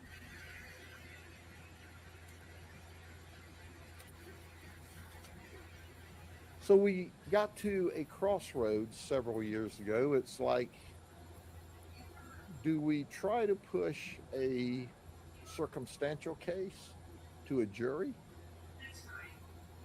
It's a great circumstantial case, but we've got him really locked down tight on this Lake County case.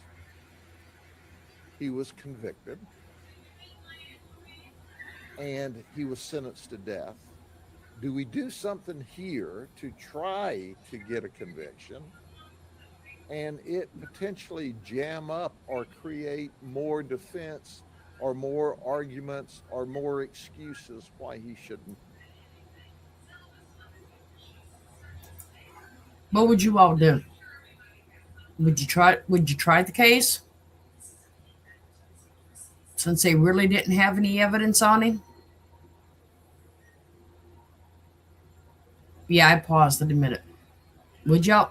Would you run the case? I mean, would you try to put it in front of the jury since they really? I mean, the only evidence they had was his wife's talking about the cat and the bag and the scratches and him being late for work.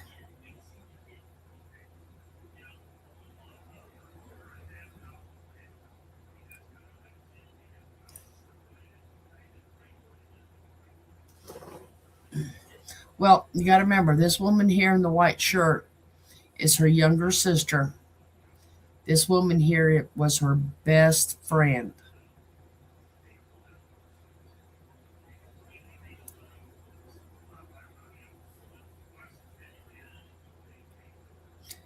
Almost 39 years.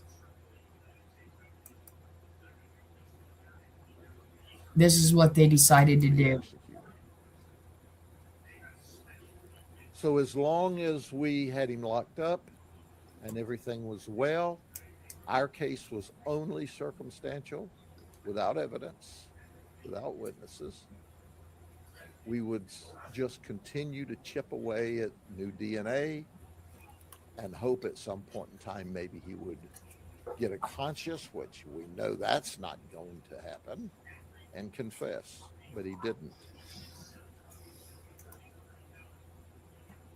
We worked with the state attorney's office throughout the years on this case. And now we're going to present it to them for one final review before we exceptionally clear the case. And that's a clearance you can use because we are going to exceptionally clear the abduction, the rape, and the vicious murder of Jennifer Weldon because the offender is dead. He was executed this last Tuesday. We know that he's a psychopath. We know he's a child raping murderer. We know he's pure evil in the flesh. We have worked this case for the last 38 years, 10 months, and 9 days, or 14,199 days.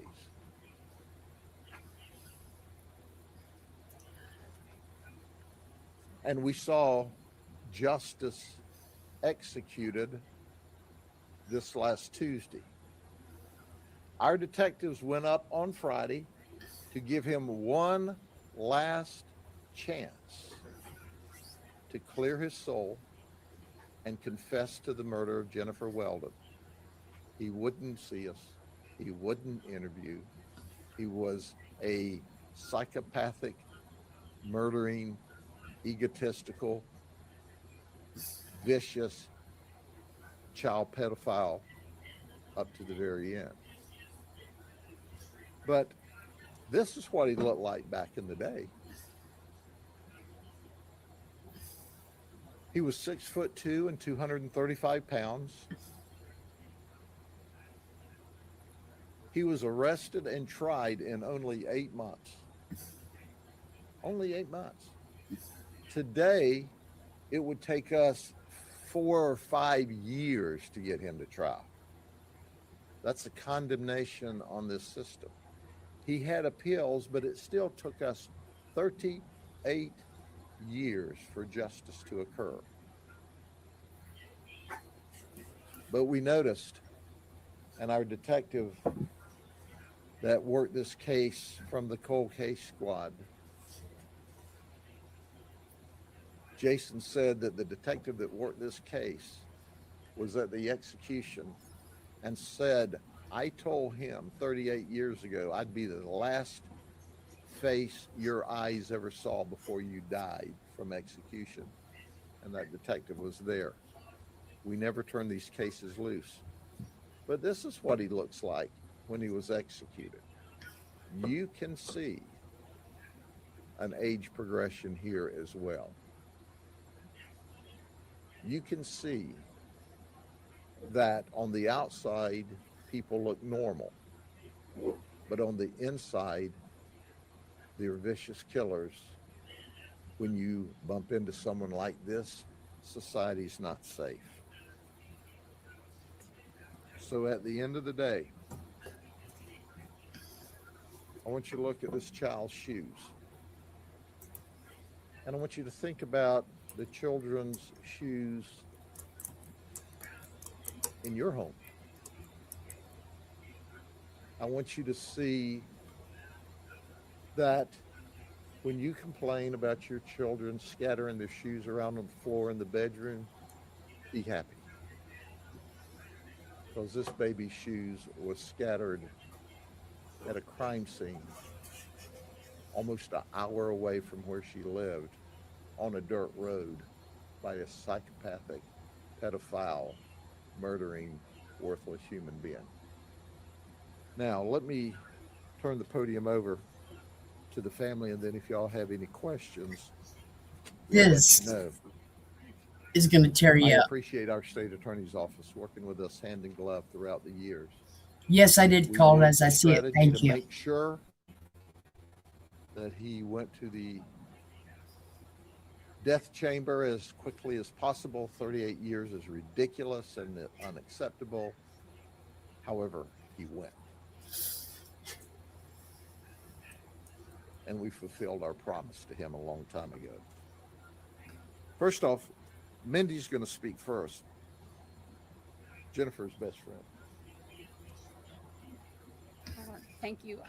My name is Mindy Oakley. Jennifer and I were best friends growing up. Sheriff had showed you her shoes and her shirt that she had on when she was killed. We used to share, we shared everything. That was my shirt and my shoes that she had on the night she was killed. Sorry, it's emotional. I do want to thank Polk County Sheriff's Office Detective McPherson has been our saving grace for the last 8 years. I'm sure he'll be glad not to see my number come up on his phone any longer because I called him once a week, twice a week. When's the governor going to sign the death warrant? When are we going to get this done? And he's always been patient with Amy and myself. Um, we did attend the execution. The governor's office, everybody in their office was extremely wonderful to us. The staff at the prison were very gracious, very empathetic. Teresa's family, we got to bond with them. Um, they were gracious to us because even though we know that Duckett killed her, they didn't have to let us be there. They didn't have to let us attend the execution. They didn't have to let us be a part of that. And we're very grateful to her family and the governor's office for giving us that closure. And I can't say enough about Detective McPherson. He's been wonderful to us. Thank you.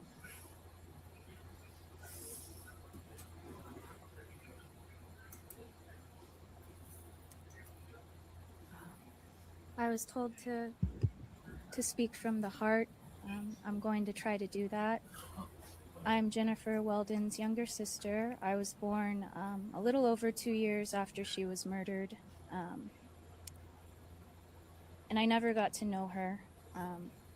Those are big shoes to fill to come into the world as the first child born after the last one was taken. So I've always been acutely aware of the gravity of her absence, even though I never met her because of efforts from my big sister Amy and Mindy, her best friend, to keep her memory alive. So though I never knew her, I've always been so aware of what I've been missing. Not a holiday, birthday, occasion goes by when I don't wonder what could have been or what it could have been like to know her.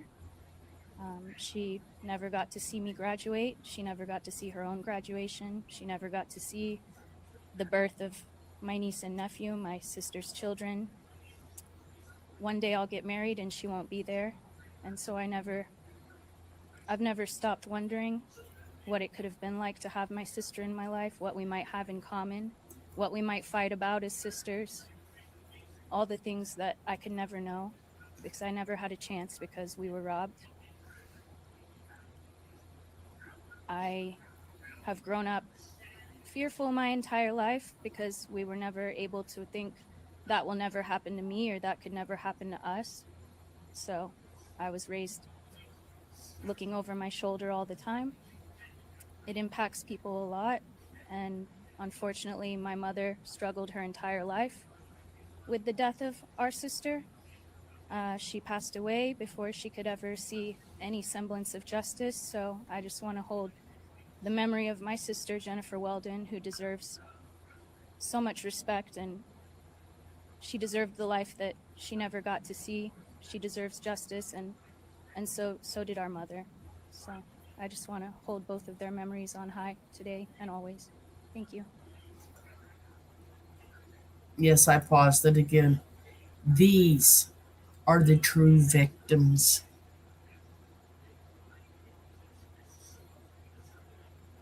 of these crazy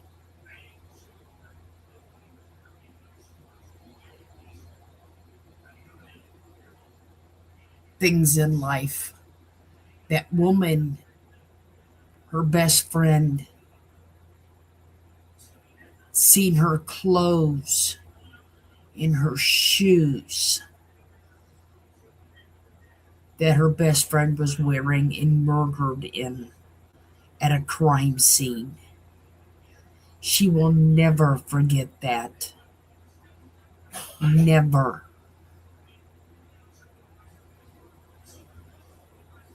38, almost 39 years later, and look at her. She is still very emotional. That is a true victim.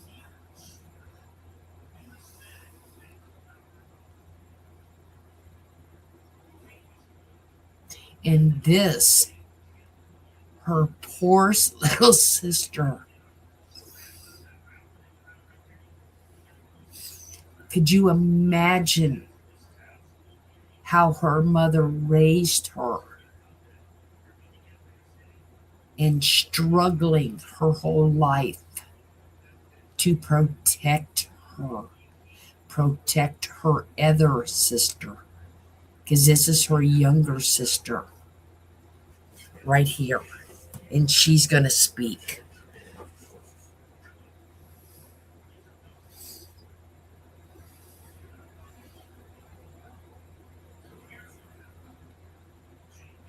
And somebody has the nerve to call themselves a. Mm, I mean, I just don't know what to say. I don't know what to say because I guess just look at them. They are broken.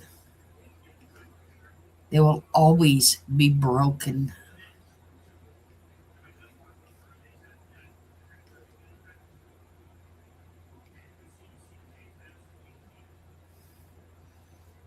And I do thank the warden at that prison for letting them be there and letting them see this happen.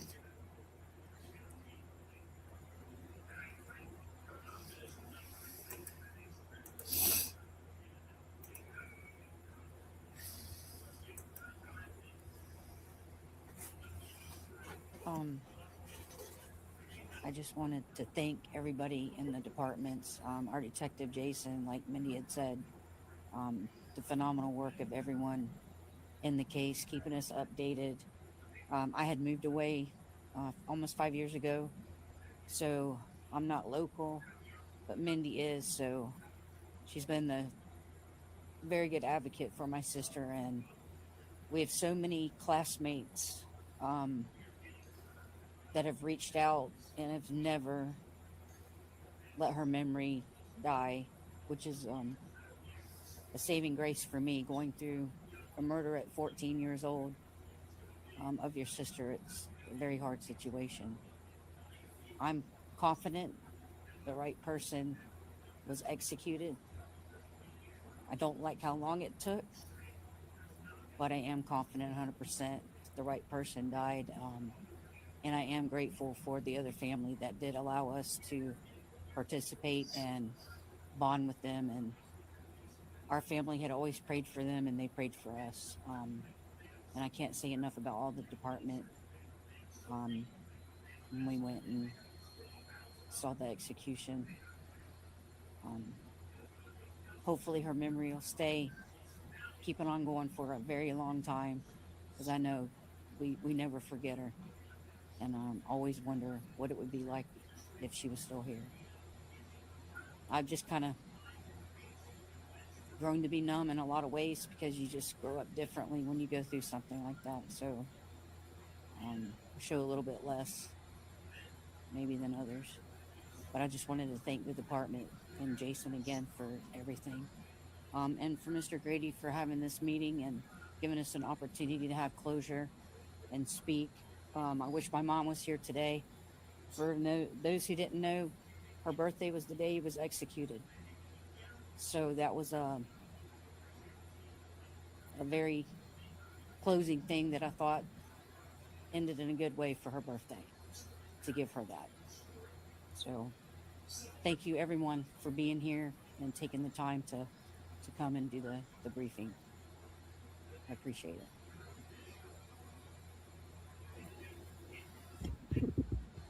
Jason's had the case the last 8 years. There's been a lot of detectives work on this case. We've looked at it from different perspectives. We worked with the state attorney's office, but thankfully we're in a different environment. It doesn't mean that the case can't go unsolved, but I can tell you that the sheriff's office has two unsolved cases in the last 16 years, only two. And I'm glad we can bring this one in for a landing. I certainly wish that we had the other than circumstantial evidence, we had other evidence at the time where we could have moved forward. But the reality is, He did it, and finally he paid for it. Any questions? Yes, ma'am.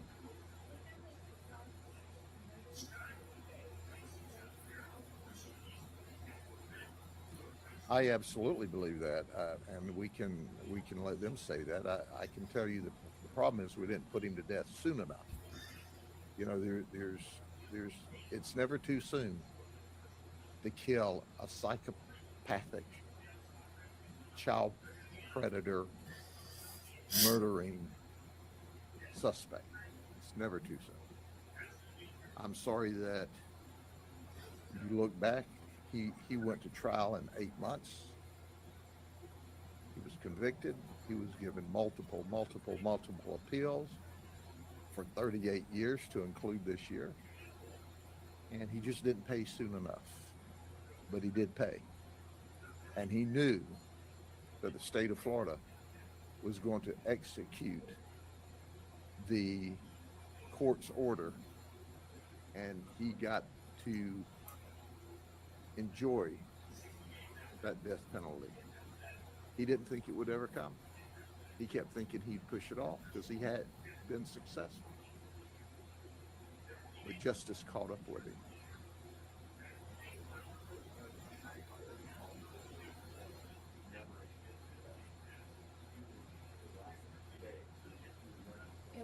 It was horrible.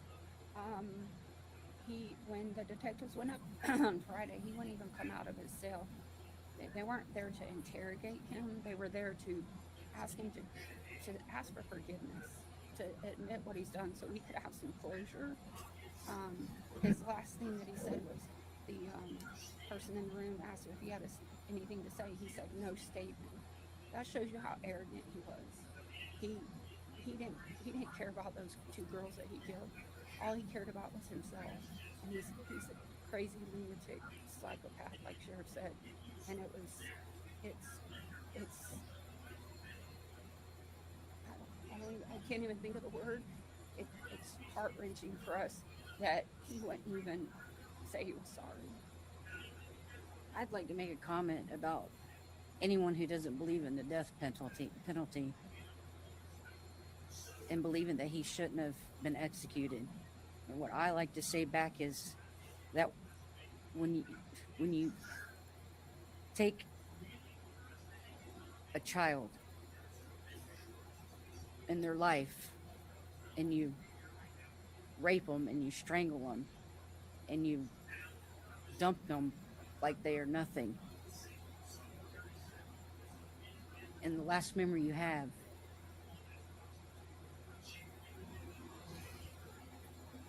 is before you can't even identify, and they're out on the street just decomposing. What I like to tell people, what if that was your family? When you don't believe in the death penalty, they didn't deserve, Teresa didn't deserve it, my sister didn't deserve to die like they did and just be dumped. So anybody that doesn't believe in the death penalty, it's crazy, because you need to think, what if that was your daughter, your sister, your aunt, I definitely believe in the death penalty. And I think that that was justice. And if my mom was alive, she'd definitely be very good with it.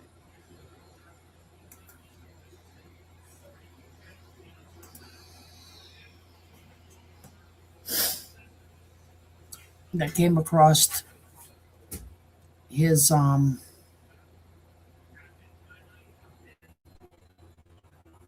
interview today.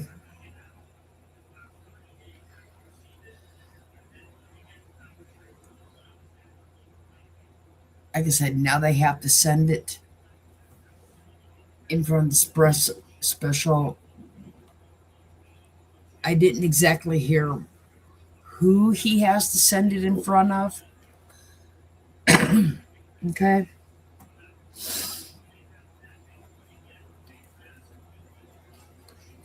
But that way they can officially, with all the evidence they have, they can officially close her case.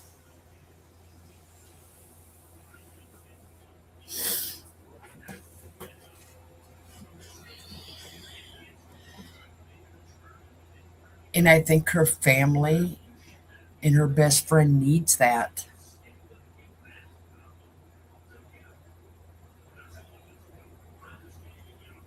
There's not just one victim. There was not just one victim in it or two victims that he killed. He impacted families, their families. He impacted the kids they went to school with. He impacted their parents because um, you can guarantee anybody that was friends with her or knew her or in the same town with her, them parents put so many. Okay, you can't be out after dark. You have to be with somebody. No more walking alone. You know, there was so many rules. But, okay, yes, he was a dirty cop. But before he was a cop, I'm not sure if you heard that, he worked at that mine up there. And then when he got fired from being a cop, he went back to work for that mine.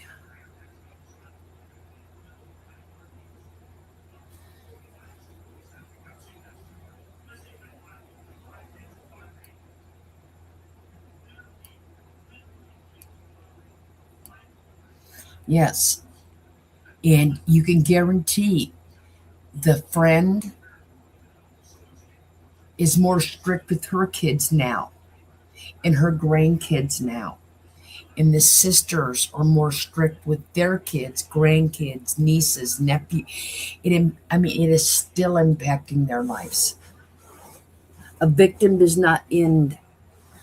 They may be able to move on, but they're not going to stop being a victim.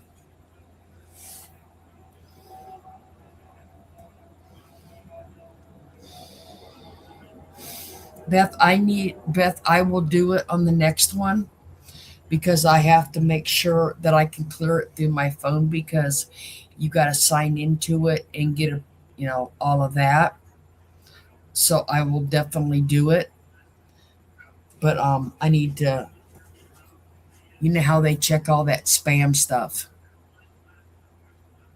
But like I said, and like call it as I see it said, this family did not bring attention to them to want anything. All they wanted was justice.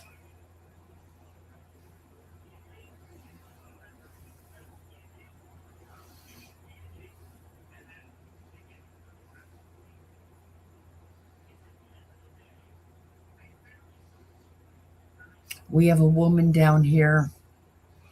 Her son got killed. He was a road ranger. He got killed in an accident. Drunk driver hit him.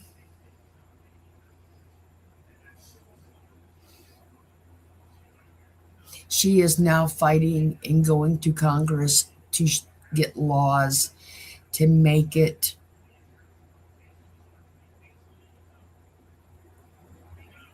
because road rangers are not considered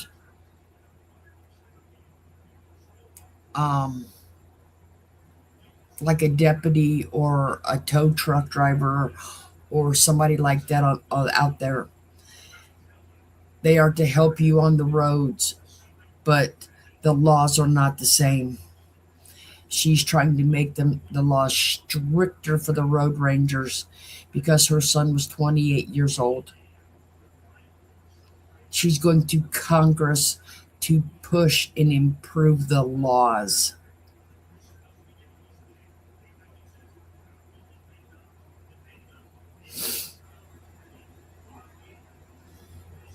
Beth will definitely do that one.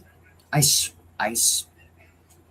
I will. Like I said, I want to make sure I can clear it To do it, I have to clear it through my phone, and then once I clear it through that, I can bring it up on the computer.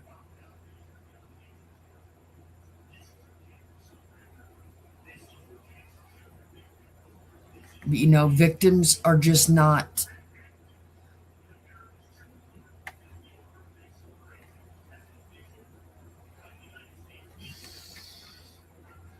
they don't throw it up in your face every single chance they get.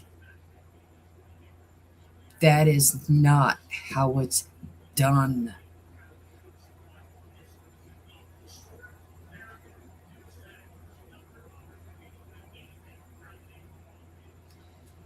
Yes, Val, there is some countries like that.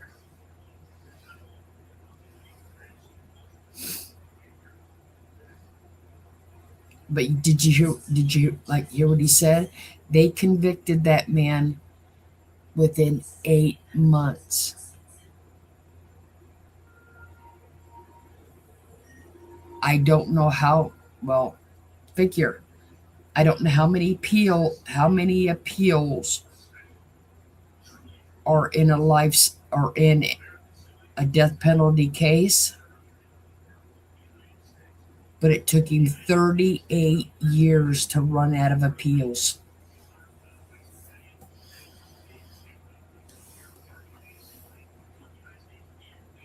That is a hell of a lot of time for every state to keep these people in prison on medical, housed, fed, for people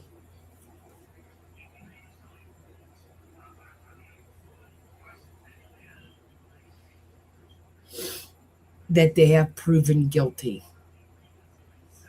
I'm not saying that, I am not saying that everyone in prison is guilty, because we already know they're not. People have been shown,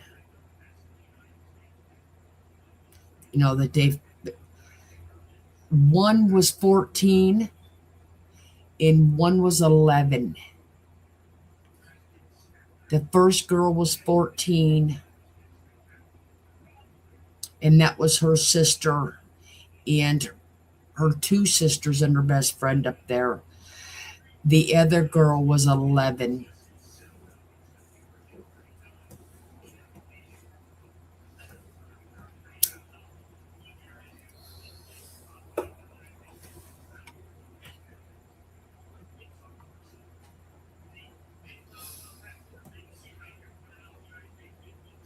They said that he was fired from that county because he was under investigation. And while he was under investigation, he went out and murdered this little girl.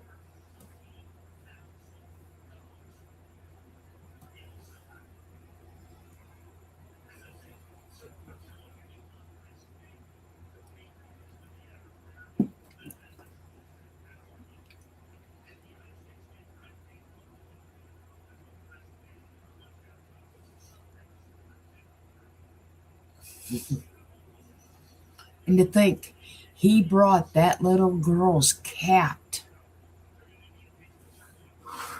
the cat, and her candy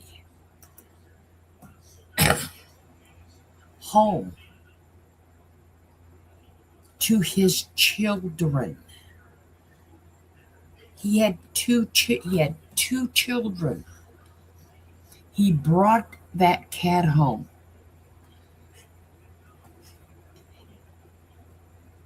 And his wife threw it away because they had two children. And she questioned what in the hell he was doing bringing one toy for two kids. He is a sick bitch.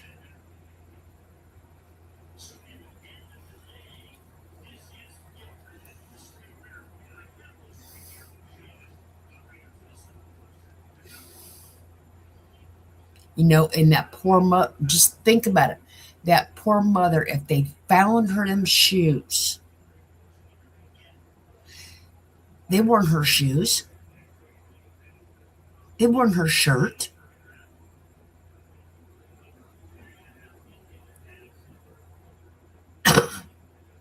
Until her best friend goes, she was wearing my clothes. We traded everything. So that mother went through it twice. Once thinking it was her, and then no, it wasn't her because her stuff didn't match. But then to find out she was.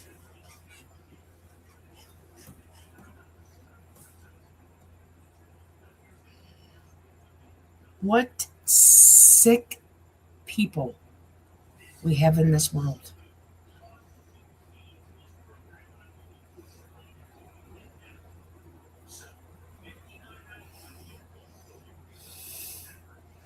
And like you said, that his was done in 8 months. Now they're talking 4 or 5 years to get people into court.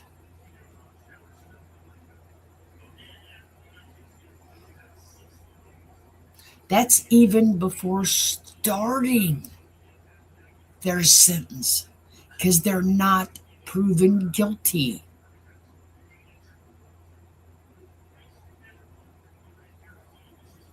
Well, Bundy looked normal. Gacy looked normal. A little weird with the clown shit, but okay. But he did. I mean, think about it. That man was going out and doing birthday parties as a clown.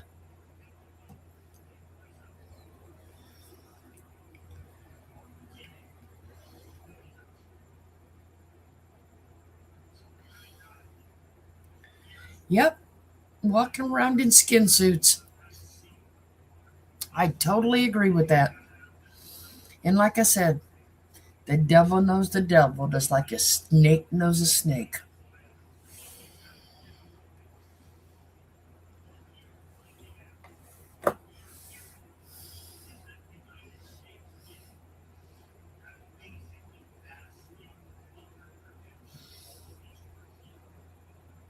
Too many sick people. I had coworkers, family members who was in college, and she was coming home from the bar, and someone stopped and gave her a ride. This was this was in '72, and she found she was found dead next day. They never found the person. That is awful. And to think, if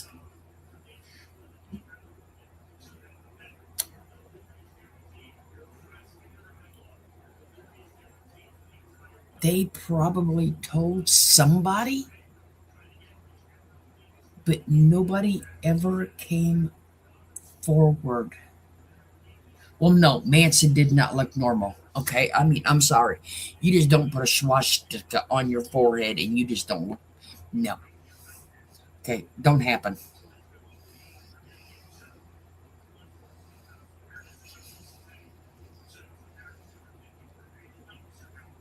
And you cannot tell me that people cannot, and I'm going to say it the way I always say it, people can, you cannot tell me people cannot mind fuck you into doing shit that you would not normally do. Okay?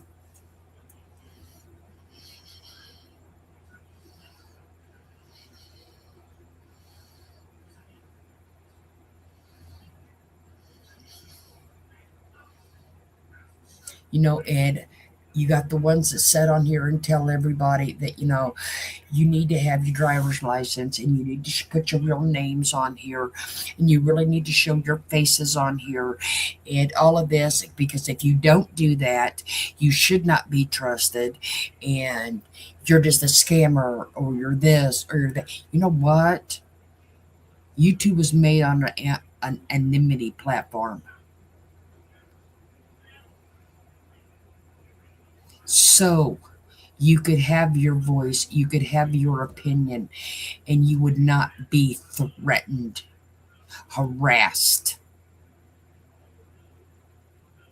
But the people that go out there and con and manipulate these, I'm not going to say they deserve what they get, but they need to be stopped. They need to be called out on their actions.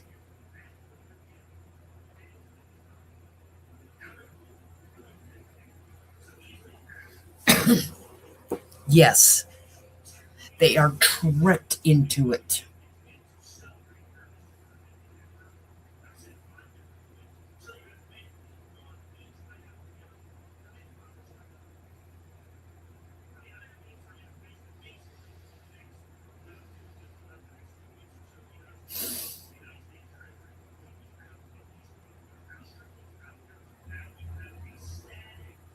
I mean, don't get me wrong.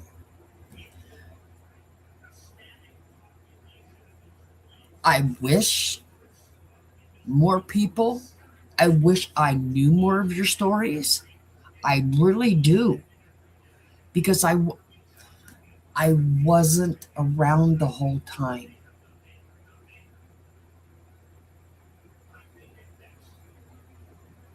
I wish I had the letters that you guys wrote Natasha, but I don't have them.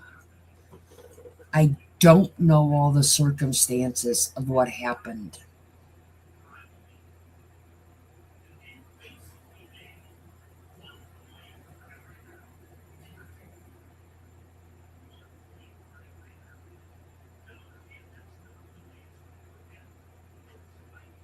The investigation. What investigation? It is. There is a lot of cult like behavior. And you know what? People take offense to it, that we call it that. But that is what it is.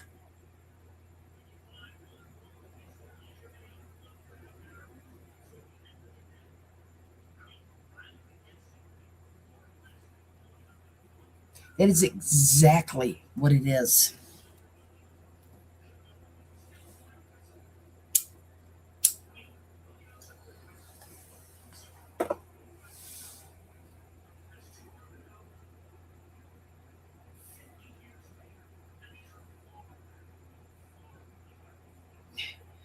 You know what?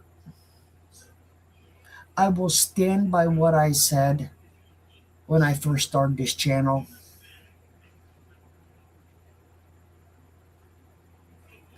Some people prey on the people that have insomnia, that are alone, that have sick partners, that um, just don't feel good about themselves. People prey on that. Okay? And they pretend to be your friend and they pretend to care.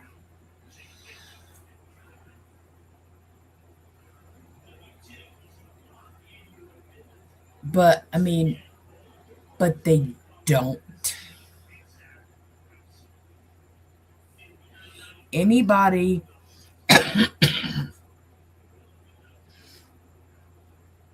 that does not give you a good feeling about them, their channel, their work does not give you an opinion,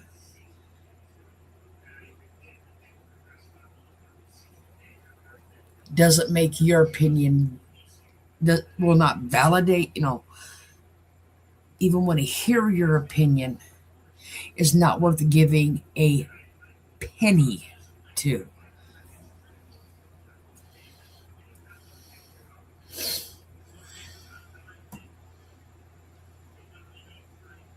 First mofo that comes up here and tells me, hey, Flo, you missed this. Flo, you didn't watch this. Flo, you didn't leave a comment. You know what? That's the last time you're going to see me.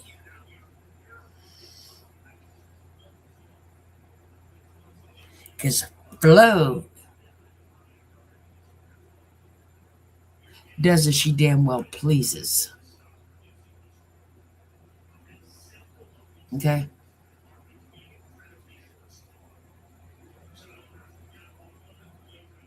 So anybody that thinks they need to sit up here and be called out by anyone,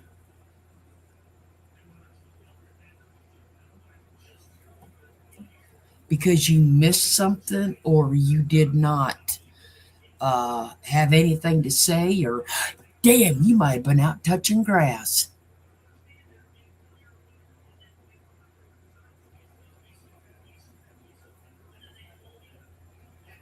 That's the wrong channel to watch.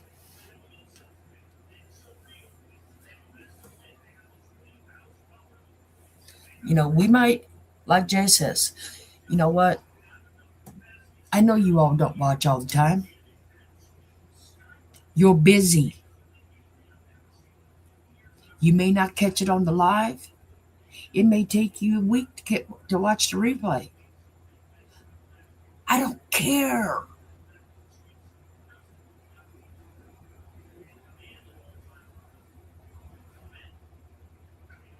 You all have my email. Email me. If you need prayers, email me.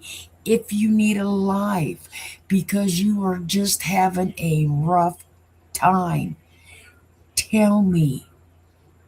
I will fire this sucker up the same way we have done for hurricanes, fires, and all of that. We will gather our friends and we will be here.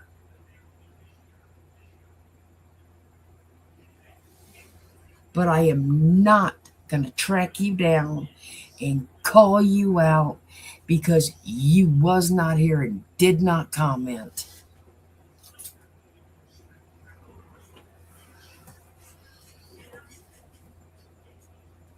Okay?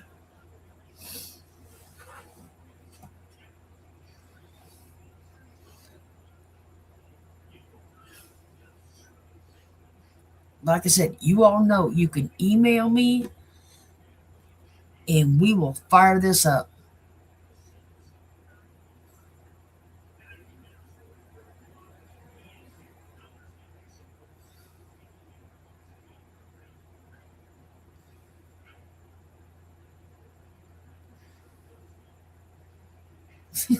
Thanks, calling it. Thank you.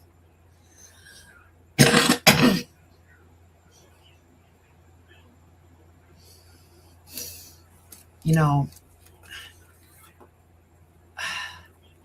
I've sat here and I've watched more clips in the last few days.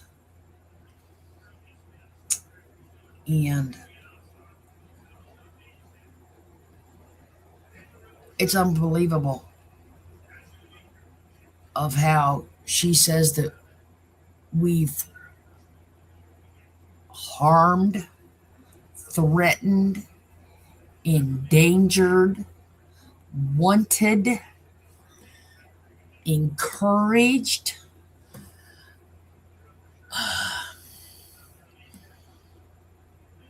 things.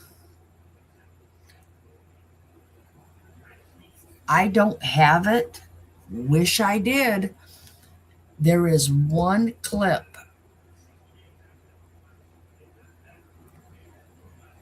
I think that's the one.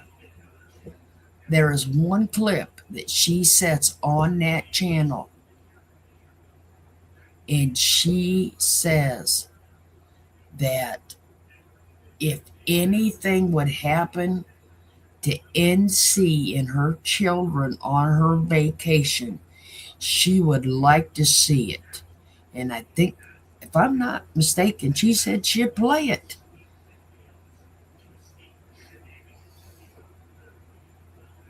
Really?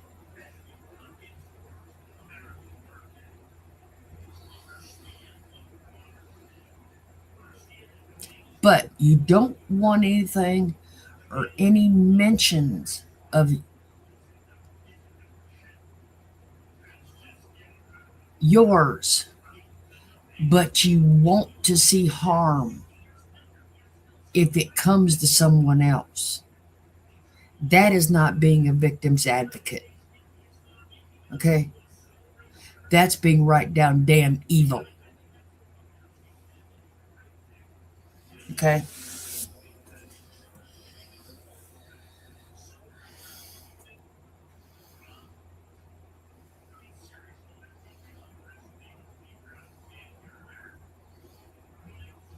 I remember it. She was in one of her pissy moods one night. And Natasha was getting ready to take them kids getting ready to take them kids to the beach.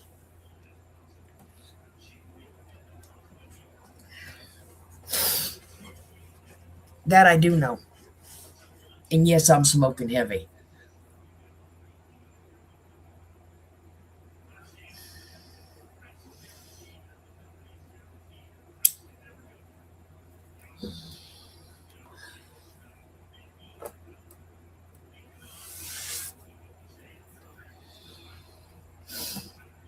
And as far as being advocates over there, I do have this to say.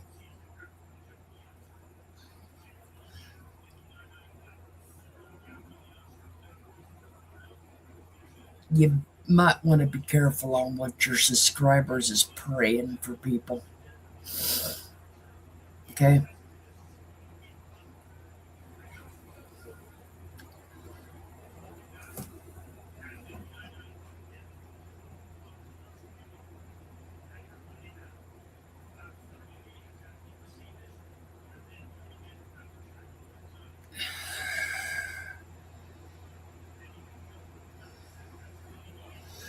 Oh, I can't. I ain't supposed to be chain smoking. Yes, that's the one, call it as I see it. That is the one.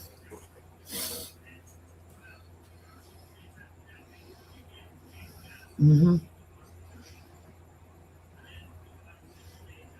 Because I can tell you right, well, change subjects a minute. Because I can tell you right now, I got screenshots of that shit. Of them prayers. Wishing bad health. And damn near death on people. In your chat. For the people over here. I don't know what kind of Christian you are. I don't know what kind, if you're a Christian, if you're a Baptist, I don't care what you are.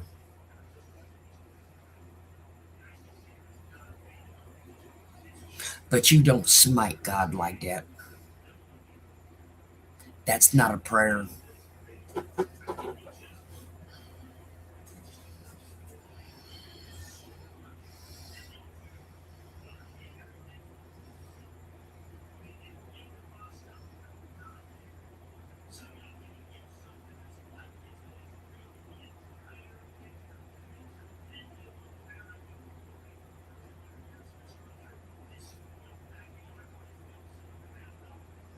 Well, like Mary,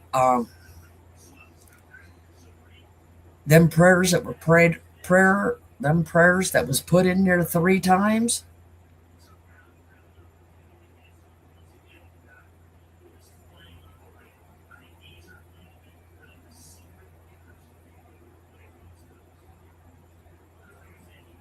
I'd already told people over there, don't pray for me. I don't want your prayers. Because that woman's wizard. I mean, that one. Mm-mm. Nope. Won't do it. Let me tell you who did it, Nana. Would you like me to tell you who made them bad prayers for all of us over here?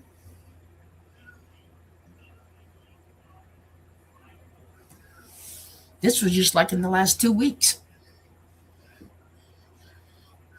And you wonder why people watch you.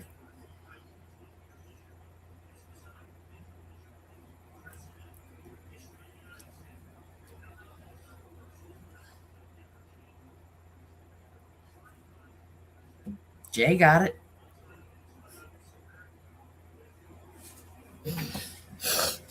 Sure did. Sure did.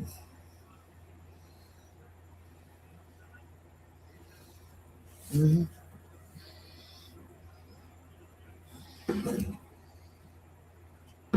Let me see something real quick. See if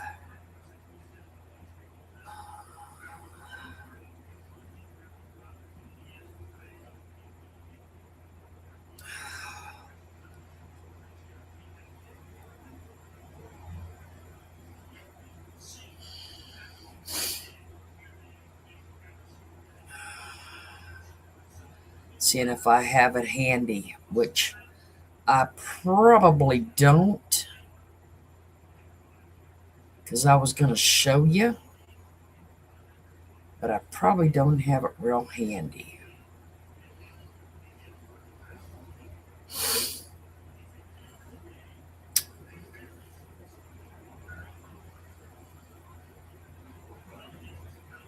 Because I've been moving a lot of my stuff and organizing it.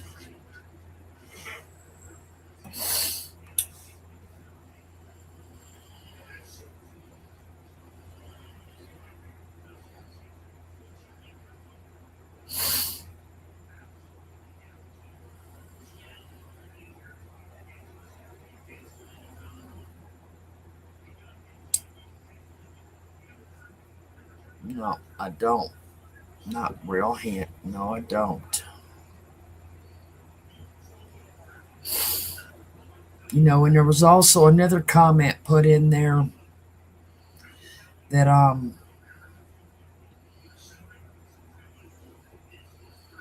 that one I won't address right now because I don't have it to show. But when I do,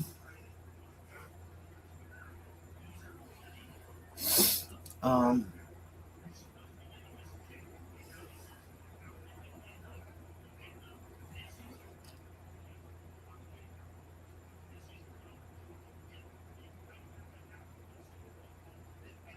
I think you're going to figure out that.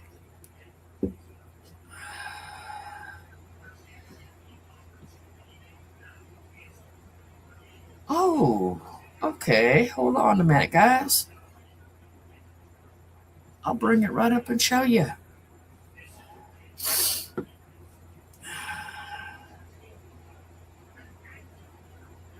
Little birdies likes me, I guess.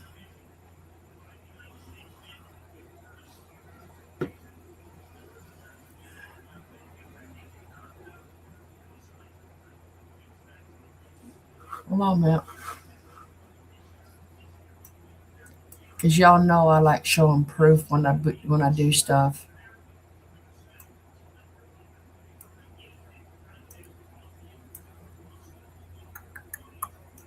Hold on.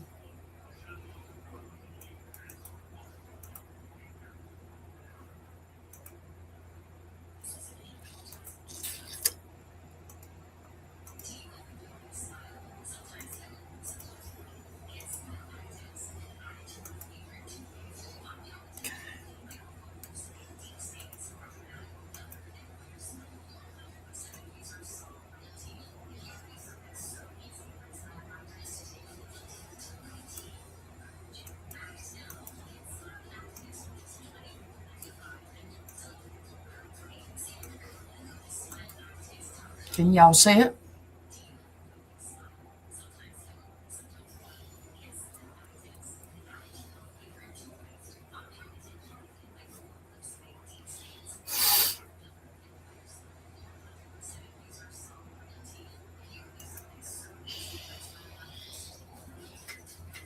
Three times in the same chat, one right after another.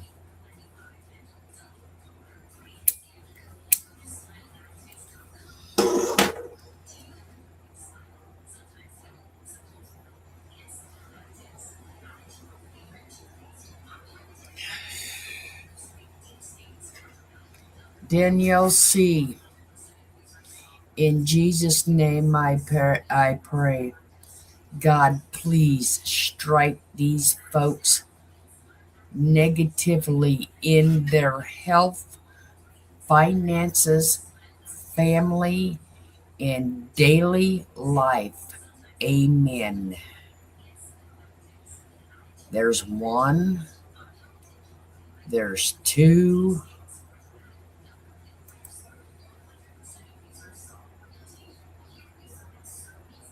Okay, one, two, three. All right there together.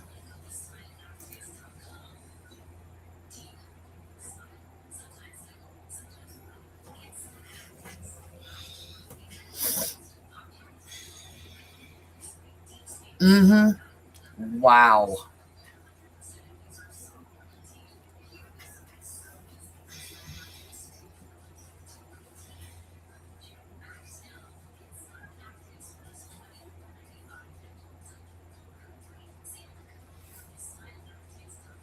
Mm-hmm.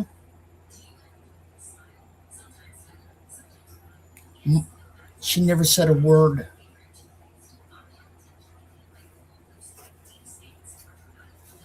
Oh, she says it twice. Like I said, in Jesus' name, I pray God. So she uses Jesus and God.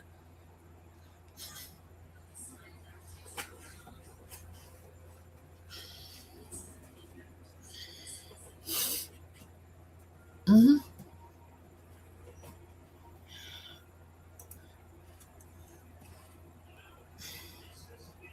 Do you believe that?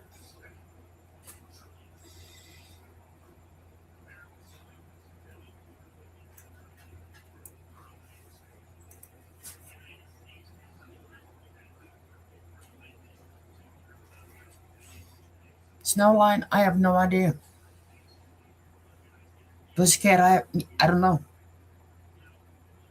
Like I said, I don't know. And they're all still in there. None of them was erased.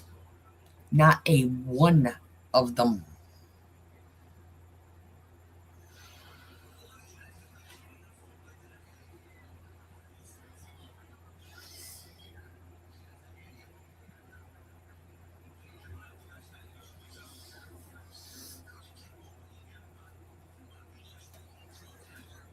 But I will tell you, y'all be careful. Be very careful on what you do. I ain't telling you to do anything.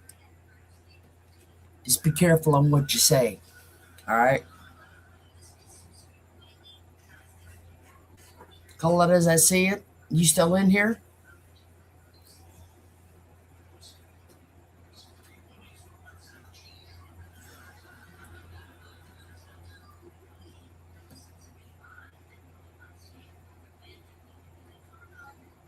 Because I know.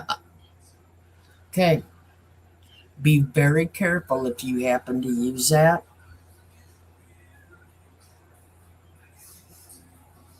Because there's also another one that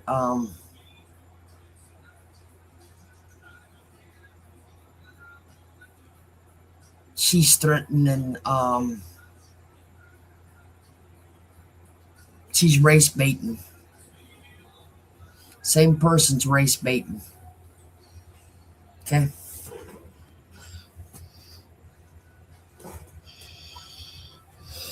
And I got a screenshot of that one too. So Be very careful.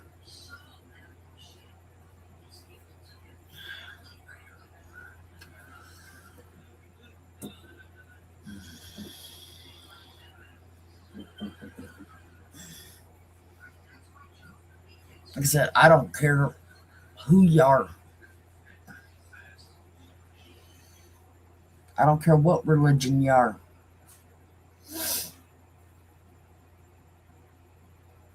We don't do that shit. Yes, she is, Sarah. Yes, she is.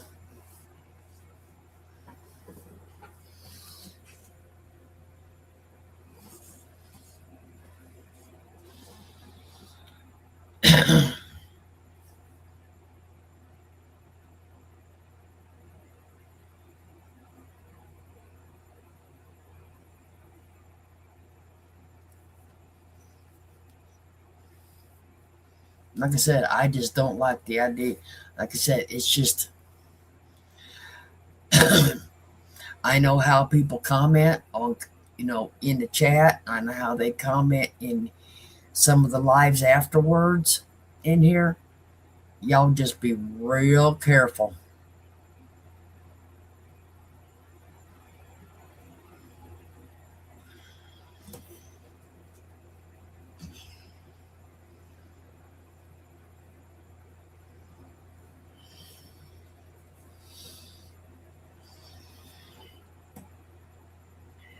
Yeah, it is.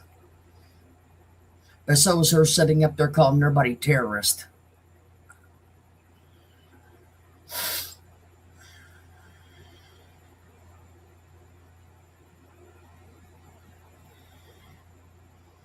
Because I still remember the night she called everybody terrorist.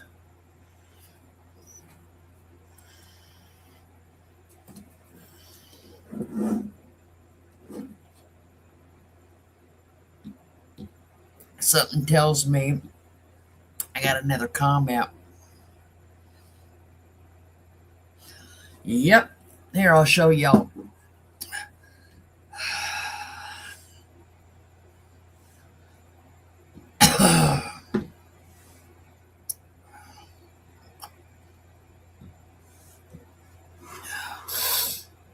Y'all remember that night she called us all terrorists?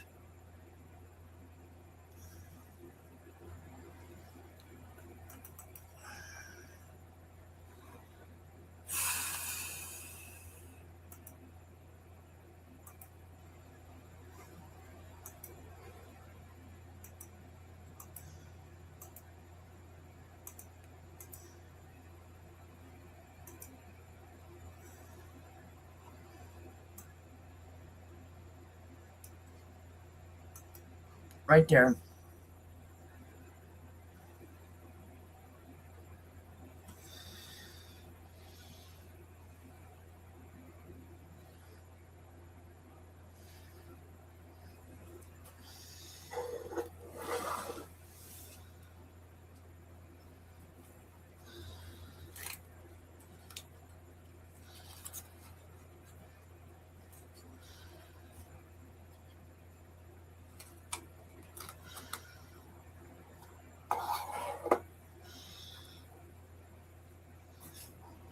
Yeah, she's a mean one, Mr. Grinch. You got that right, Sarah.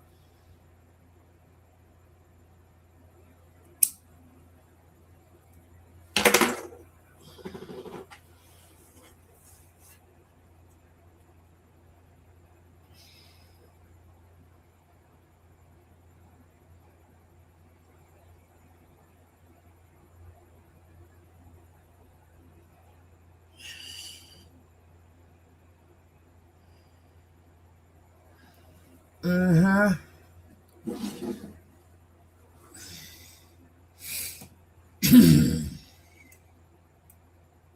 Said, you believe that shit?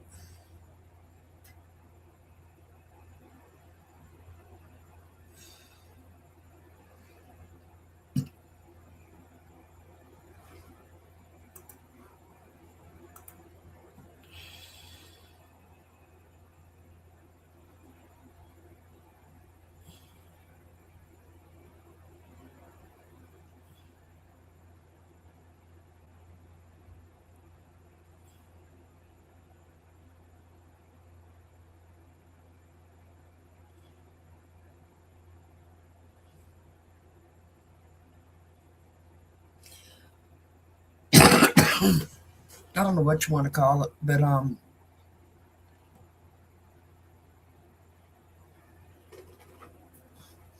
know I don't comment over there, and I don't care what she says. I'm gonna say probably about 90% of us are blocked over there. She can admit it. She can deny it all, or I'm saying she can deny it all she wants, but we know we're all blocked over there.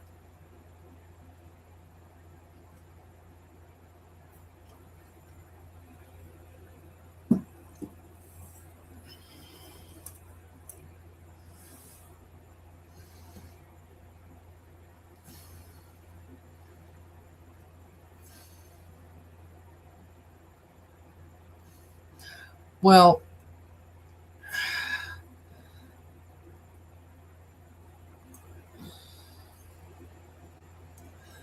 well, here's the thing. Call it as I see it.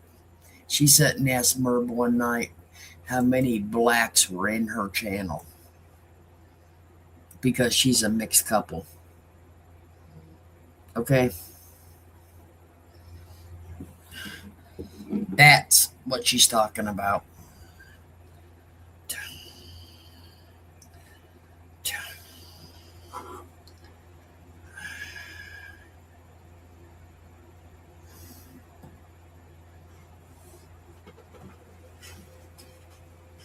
Okay,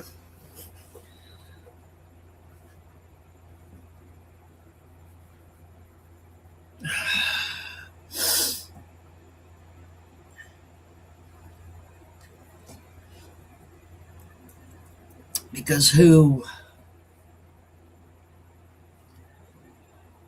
I mean, I don't ask anybody. I mean, I don't care. If you all come in here, you all come in here. I don't ask you your religion. I don't. Never did when we were. Never did when we were all friends over there. Okay. Never did follow Heather's channel. Didn't care. We are who we are. Okay. I don't need to know that. So who really goes into somebody's channel and asks that?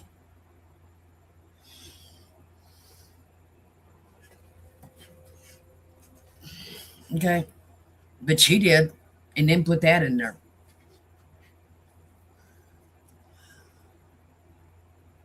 And then put all the prayers in there for all of us. Isn't that enlightening?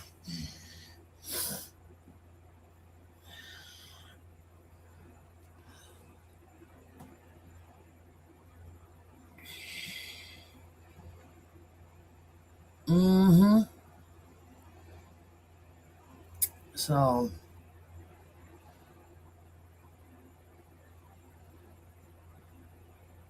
crazy. It really is.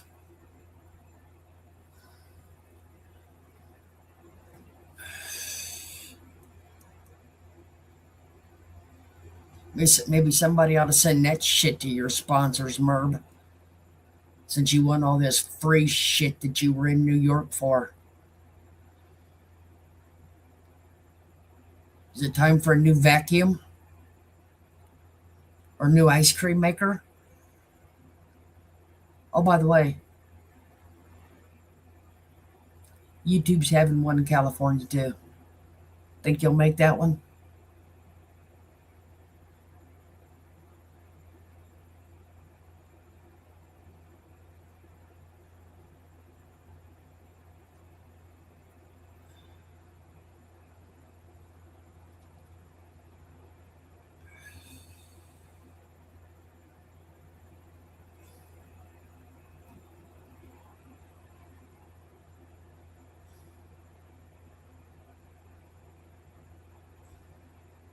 Mm-hmm. It is about the witch on the mountain. What I'm saying is, which that woman has no idea who we are. None.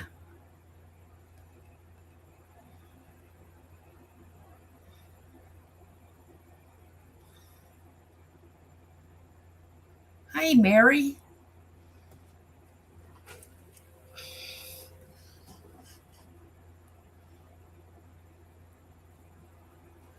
Does she want to take our channels down?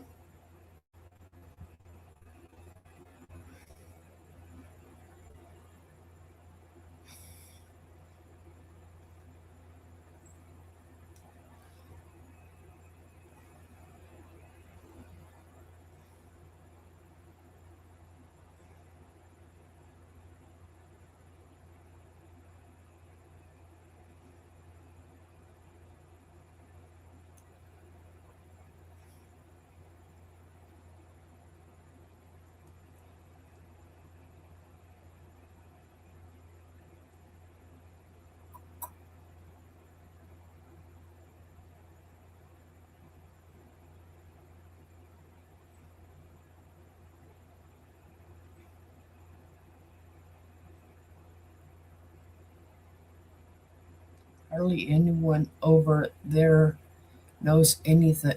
That's true. They don't. They don't know crap. All they do is sit here and listen to them songs that she's up there on her pulpit playing.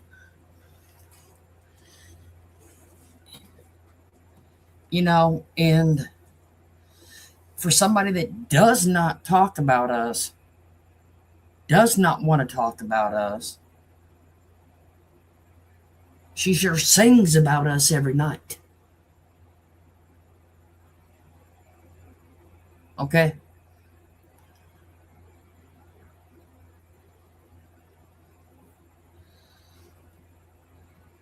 So if you want to stop talking about us, stop writing songs about us. Because I'll tell you, I'll bring the damn receipts.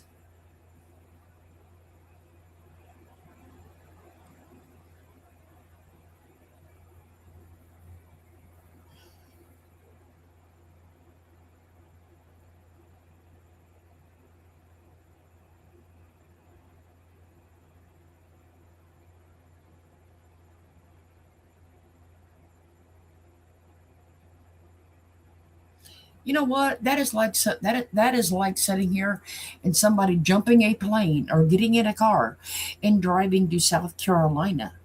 You know what? And then saying that those pictures were AI, but they weren't AI, but she had stalkers. But you know what? Them pictures were real. They were real. Okay? I have the originals. And maybe someday the person that actually has them will show you.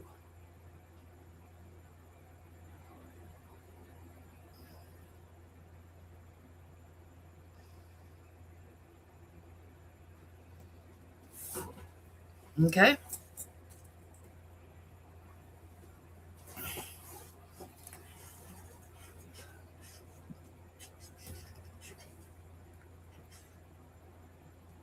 And if I wanted to go looking for a house, yeah, you write a song, I'll write. But see, you know what? I like Nancy's is right.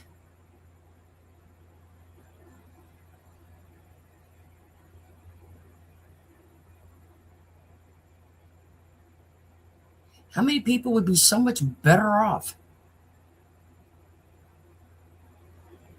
I mean, I don't defend a whole lot of other channels and I don't stick up for a whole lot of other channels because I don't want, I mean, I hear bits and pieces and I am way too, okay,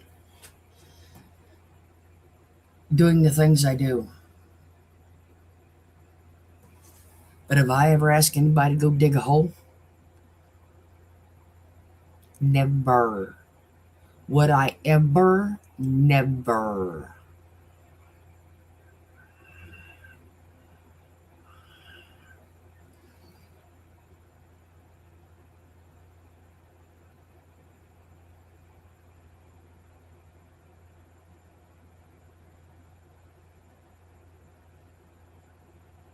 No, Nick. No, Mary, I wasn't. No.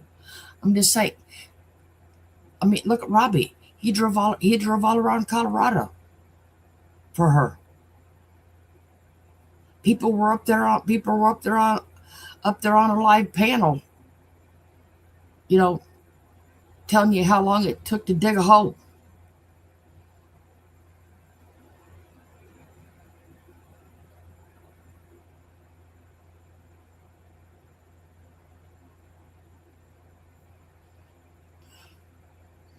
We have other things to do besides that.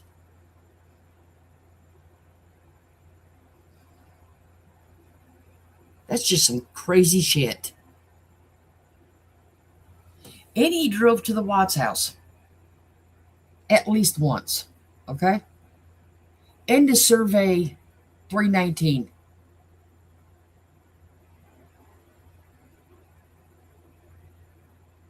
Actually, no, because I know how to cook one. All right? I've cooked many of them.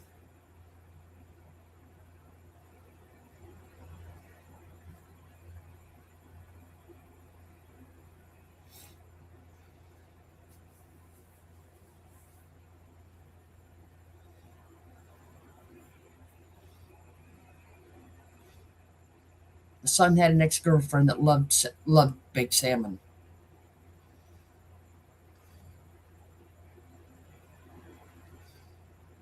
And I can tell you it wasn't salmon soup.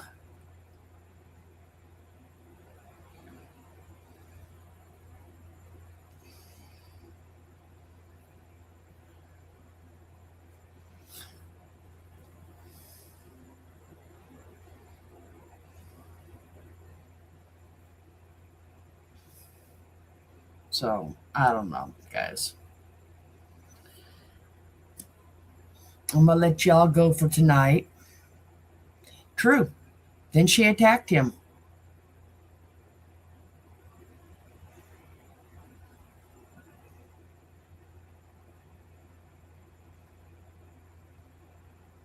How many other people did she attack? I also got the clip of her sending the email to BX Beast Boys.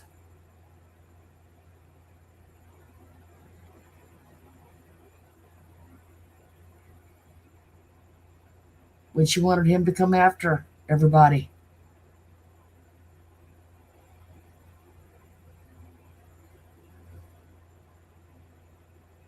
So don't stand up there with your whole chest. She can't stand up there with her whole chest out and say, I don't do nothing behind the scenes. I use my name. Bullshit.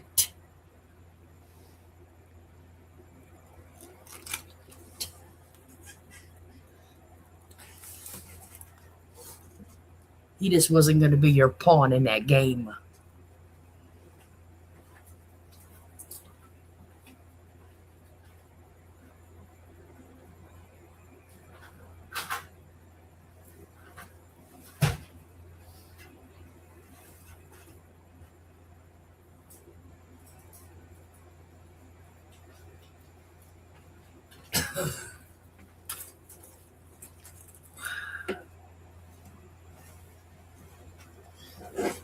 Same here, Sarah. Good to see.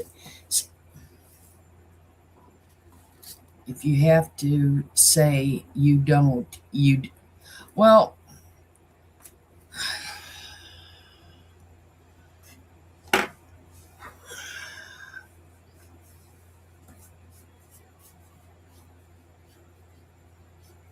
she swears up and down the only reason everybody went looking in the information is because they were nosy.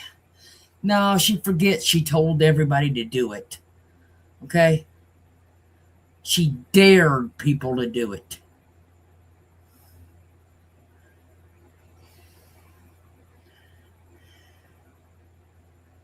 But that's for another live.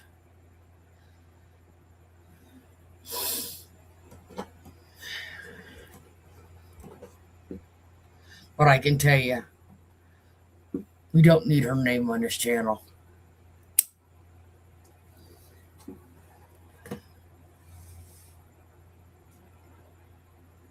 Yeah, somebody has a picture of that too.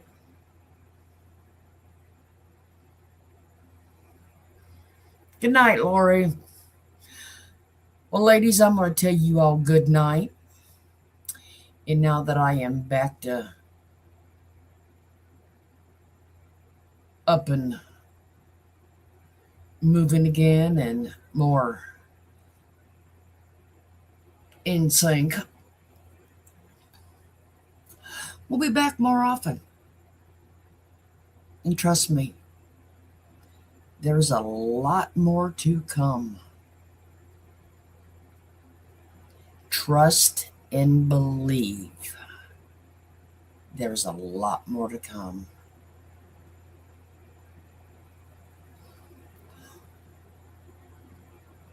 You got a clear picture of that, Colin, as I see it? The one I got's not clear. It's all smudgy.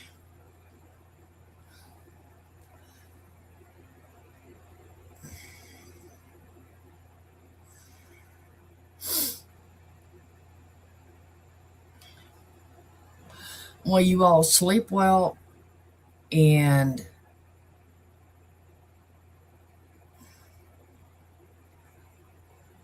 nah, I want the clear one if you find it. Yep, I want the clear one.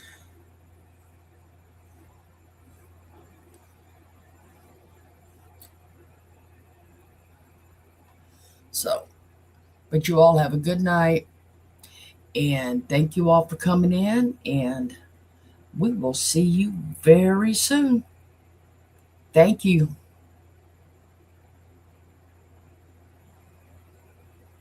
I know, Nancy.